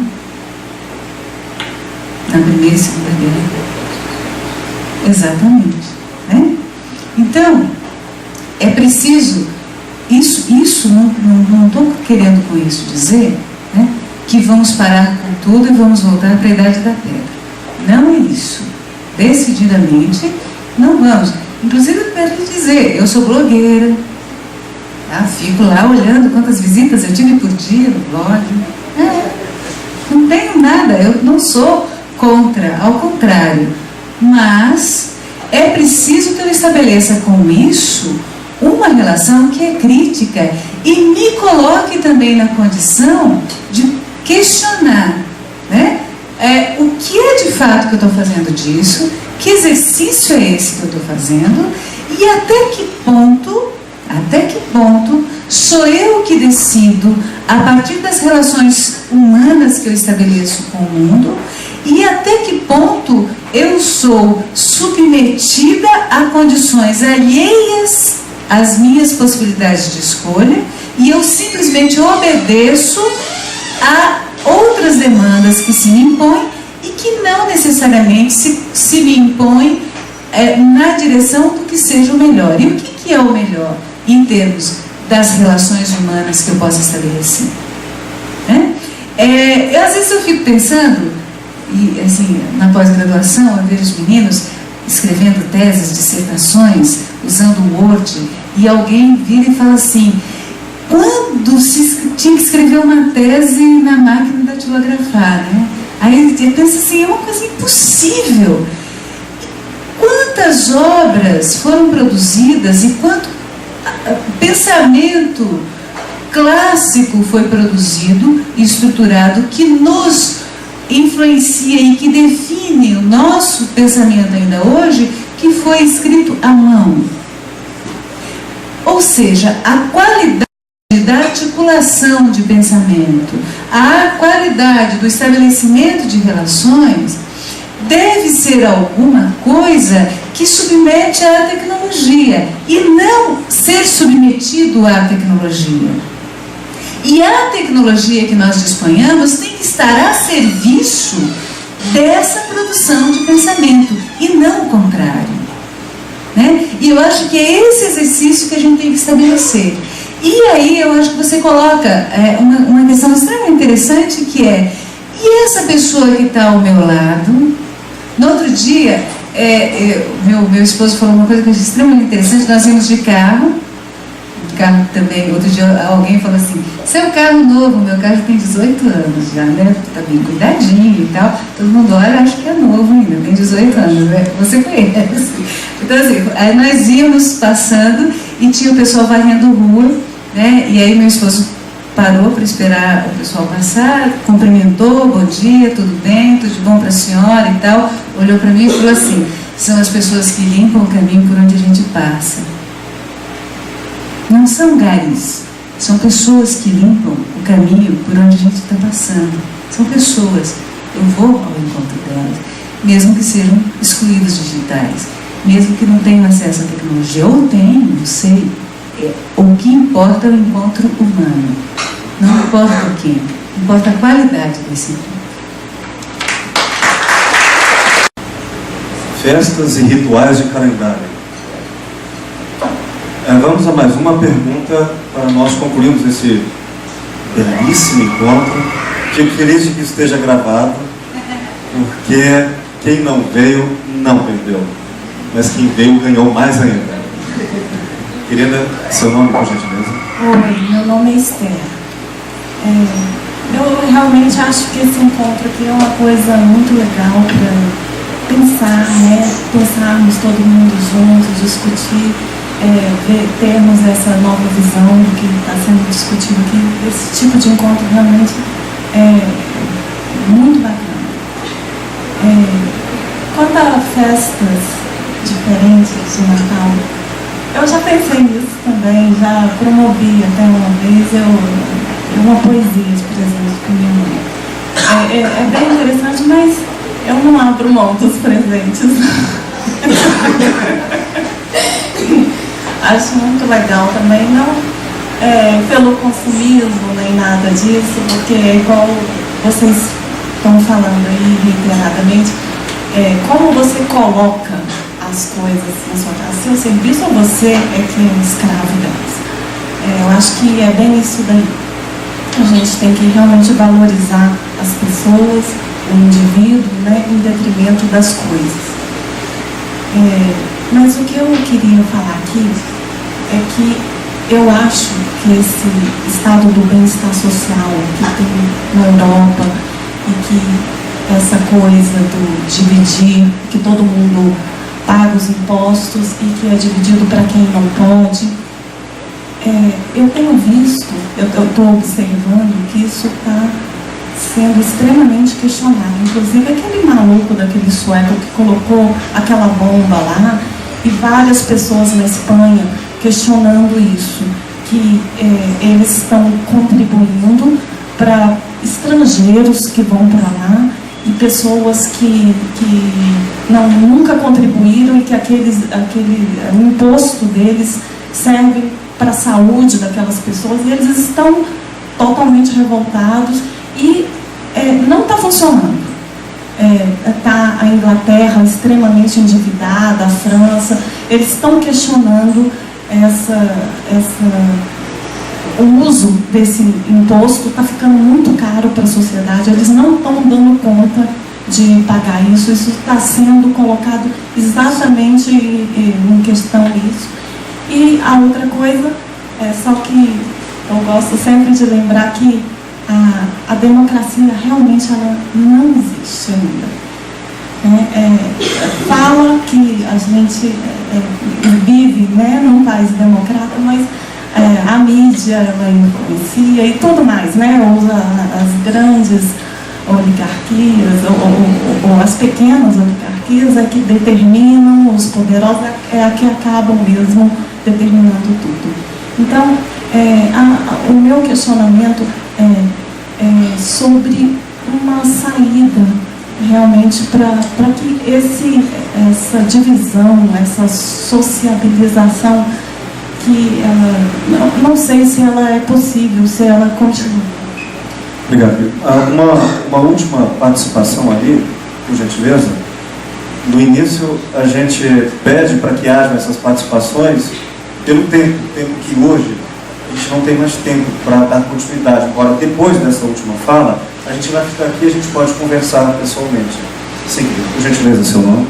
Mariolina, eu sou economista, tenho muita proximidade com a filosofia, mas estou aqui pensando, inclusive dando resposta para a professora, eu fiquei pensando já alguns dias atrás, mediante essa profusão de coisas que a gente tem aí no mercado para comprar, e a gente não sabe se isso realmente vai trazer alguma utilidade para as pessoas, vai responder a alguma necessidade dos nossos entes queridos. Aí eu pensei então em fazer um teatrinho de fantoche com os sobrinhos, né? Acho que é uma forma de aproximar e resgatar algum valor, né? Porque na verdade os seres humanos eles têm necessidades simples. Nós temos que nos vestir, nós temos que necessidades físicas, nós temos necessidades psicológicas, nós temos que ter amor, ter carinho, precisamos de amigos, E realmente, nesse mundo fluido, né, que nós percebemos aí da tecnologia, da informática, dos meios, das redes sociais, nós não encontramos, às vezes até resgatamos algo que construímos, que ela pertence, que construímos, né, amigos antigos, mas é difícil de construir novas amizades nesses meios, novas relações. Então, minha mãe dizia uma coisa, que remendo novo em pano velho, maior se torna um rasgão. E essas novas tecnologias, né, às vezes nos fazem nos perder. E é muito difícil realmente resistir ao fetiche das coisas, né? E eu fiquei aqui pensando, o que é que nós temos que resgatar, né, para não nos perdermos nesse mundo de fetiche, nesse mundo ilusório, nesse mundo de novo. Sim. Aí, talvez o senso de utilidade, que aliás foi colocado aí pela mesa, né, de outra forma, o senso de utilidade das coisas, né? Se eu vou comprar um presente ou se eu vou fazer um contato na internet, para que isso vai servir? Isso foi muito bem colocado, inclusive eu quero parabenizar a mesa pelo trabalho que foi feito hoje. Obrigada. Sim.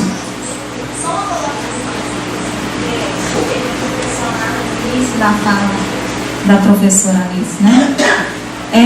A respeito da religião, da religiosidade, né? Que as pessoas têm se afastado bastante. Então, a respeito dos rituais, né? Se a raposa e o pequeno príncipe se aproximaram através desses rituais, talvez nós estejamos nos distanciando por falta desses rituais. Porque agora, no mês de Natal, eu me lembro, na minha infância, a gente começava a viver o Natal no início, porque tinha aquelas novenas que você reunia com todo mundo, né, e levava aquele negócio do menino Jesus de uma casa para outra, né, é um ritual, mas que aproximava as pessoas, né. Então, assim, essa humanização, né, essa junção é o que está faltando, né, porque já foi falado de tudo, da tecnologia. Quem me conhece, assim, gente, eu sou antitecnológica mesmo, eu não gosto, né, tudo que eu posso fazer para me distanciar, as pessoas buscam que eu me aproxime mesmo, mas eu não gosto porque eu gosto de olhar olho no olho, tá falando, né, com as pessoas, e isso é uma forma de estar nos aproximando. Então, o que eu acho que está faltando entre nós não é uma receita, né? Mas é exatamente a falta desse ritual que foi dito no início, né? É só isso, muito obrigada. Muito obrigado. Bom, também tem barulhos que querem dizer alguma coisa, né? Eles também têm o tempo deles, e como o nosso tempo já está urgente, o leão urra, e a gente... respondendo, querida, essa questão do que fazer, talvez não sejam mais a busca pelo conhecimento como objeto. Nós já o sabemos como certas, não há novidades na repetição. Mas quando o Pequeno Príncipe diz que finalmente entendeu a resposta, começa um exercício, uma prática que é a do ritual. Então, como fazer isso? Olha, venha sempre às 5 horas, que depois, eu me acostumando com isso, desde as 4 eu vou estar pensando em você. Basta que a consciência do tempo, que tempo e consciência são uma perspectiva de mundo, não seja mais as coisas enquanto datas em si mesmas, mas enquanto destacar o que ela tem de diferente de outras épocas. E que essa passagem e essa mudança nos provoque uma espécie de voltar atrás na pretensão da continuidade. E é o que é reflexão, voltar atrás. E nesse exercício de voltar atrás a cada data, quem sabe eu possa reduzir as grandes datas de longo tempo de adormecimento, como o Natal, que é de cada ano, de aniversário a cada ano, e acredito que se houver sabedoria o bastante, eu consiga atingir um grau ritualístico de vida que supera o profano para o sagrado da consciência, da responsabilidade do aqui e do agora diante da vida. Eu alcanço o que me lembro ainda de ouvir quando criança minha mãe recomendar, bom, terminado o dia, antes de dormir, pense o que você fez que considerou errado e o que poderia fazer para que amanhã seja melhor do que hoje. Se o ritual for, como quem sabe, antigas tradições a cada novo dia, então nós teremos tempo bastante para que a consciência não durma e nesse longo período de sono, tantas guerras, casamentos se desfaçam sem que eu perceba e de repente, não mais que de repente, tenham ido-se embora 10 anos de minha vida. Que o dia cumpra o seu propósito e recomeçar seja iluminar de novo o caminho, de novo, e como o termo diz, novo e não outra vez. Queridos. Bom, Esther, se não me engano, falou da crise do bem-estar social. O bem-estar social ele se constrói, principalmente no século XX, só que vai acontecer uma coisa interessante: a sociedade envelhece. E aqueles que construíram a sociedade do bem-estar social, na Europa principalmente a Europa Central, passam a viajar. E os jovens chegam para ocupar esse espaço de trabalho, ficam olhando as pessoas idosas viajando e pensam o seguinte: por que eu estou financiando esse pessoal passeando enquanto eu estou aqui trabalhando feito maluco? Então, tem um belo livro de um pensador francês, traduzido pelo nosso querido professor Joel Pimentel-Ulloa, aqui da UFG, que é A Crise do Bem-Estar Social, do Pierre Rosanvallon, que vai mostrar exatamente isso, como é que o Estado social vai entrar em crise. Agora é só lembrar que a crise que tu aludiste não é só do bem-estar social, é essa bolha financeira que começa nos Estados Unidos e está causando todo esse endividamento pelo mundo. Então, além do problema do bem-estar social, tem outros elementos, que não é só a crise interna do próprio modelo bem-estar social, mas uma crise sistêmica mundial. A Maria Lina, se não me engano, ela pergunta sobre resgatar o quê? O que seria resgatar?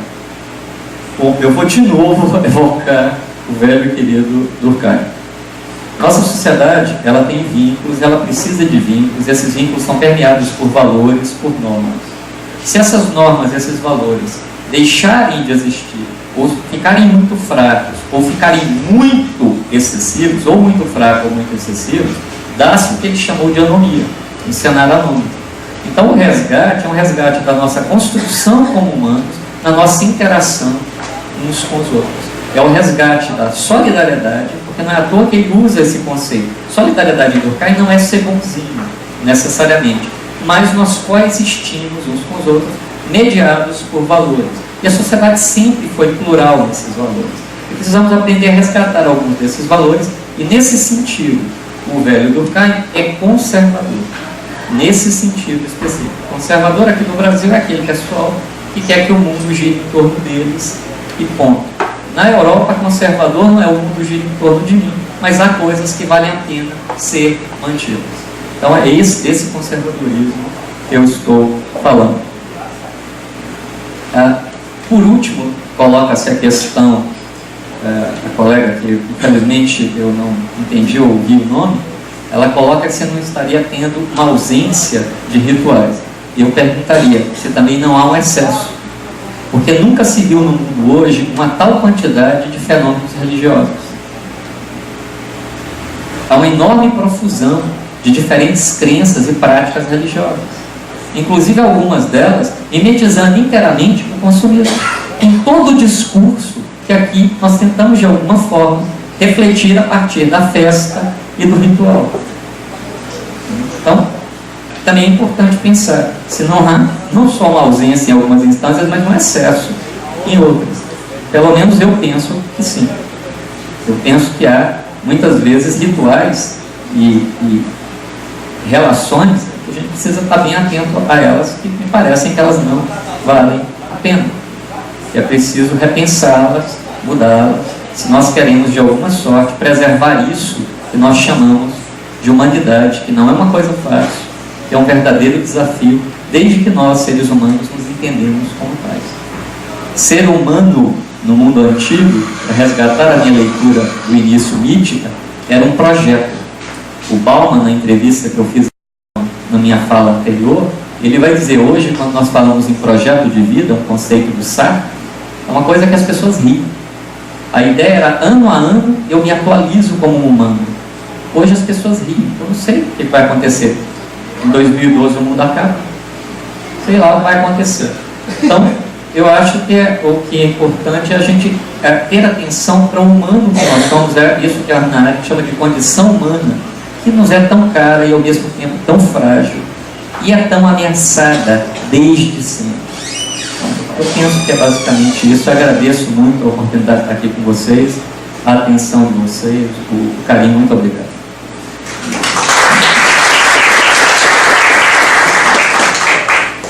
Eu tenho muita sorte, porque vou poder fechar também a minha fala depois da fala do Weber, que é uma pessoa organizada, que faz apontamentos, né, e que consegue organizar o pensamento tão melhor do que eu. Eu fiquei bem inquieta com tantas coisas que eu resolvi falar assim, eu não vou tentar fechar nada. Eu quero que elas fiquem abertas para eu continuar pensando depois e conversando com quantos forem.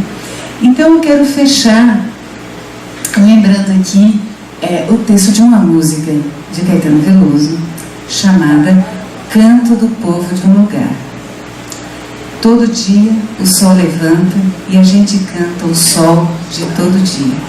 Fim da tarde a terra cora e a gente chora porque fim da tarde. Quando à noite a lua mansa e a gente dança, celebrando a noite. Obrigada.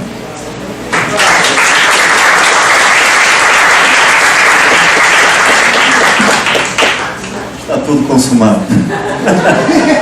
Muito obrigado, queridos, por mais este belíssimo café filosófico. Sou imensamente grato a vocês, sem os quais eu não me reconheceria tão vivo e tão cheio de esperanças pelo que tenho alimentado, do que percebo, que vai além do que percebi, mas chegou a mim e já me transforma. Obrigado.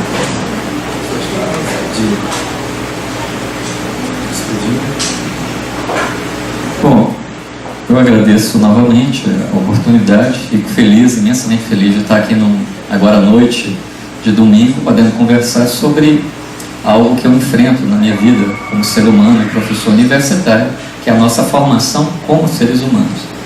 Lembrando que, de novo, no mundo antigo, no mundo clássico grego, havia um projeto, uma ideia de que o ser humano não nasce pronto, nós não nascemos pronto, nós precisamos nos construir, e nos construímos por meio de nossas relações.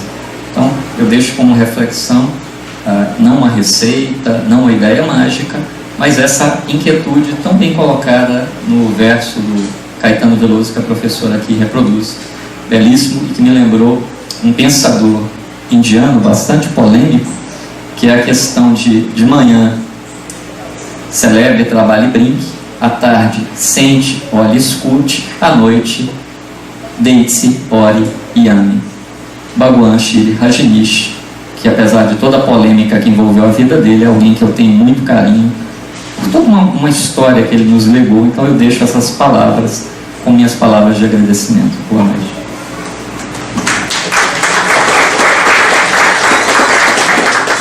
Bom, eu também quero agradecer ao Will, agradecer a Weber pelo encontro e dizer que quando num encontro entre pessoas nós saímos dele não com a sensação de respostas dadas e problemas resolvidos, mas instigados, instados a continuar pensando mais a respeito, é porque provavelmente a gente tem aprendido um pouquinho mais. É assim que eu saio daqui, a partir das conversas com vocês e desse encontro com esses dois rapazes de companhia tão aprazível. Obrigada, uma boa noite a vocês. Obrigado. Me lembrando aqui de uma antiga canção dos Esquimós, cuja letra diz assim: penso nas alegrias insignificantes da minha vida, nos meus temores, pequenos, porém grandes aos meus olhos. Tantos foram os obstáculos que eu tive de superar, para só agora perceber que existe um único motivo, a razão de tudo. Viver para contemplar o amanhecer de um novo dia e enxergar a luz que ilumina o mundo. Muito obrigado. Bravo!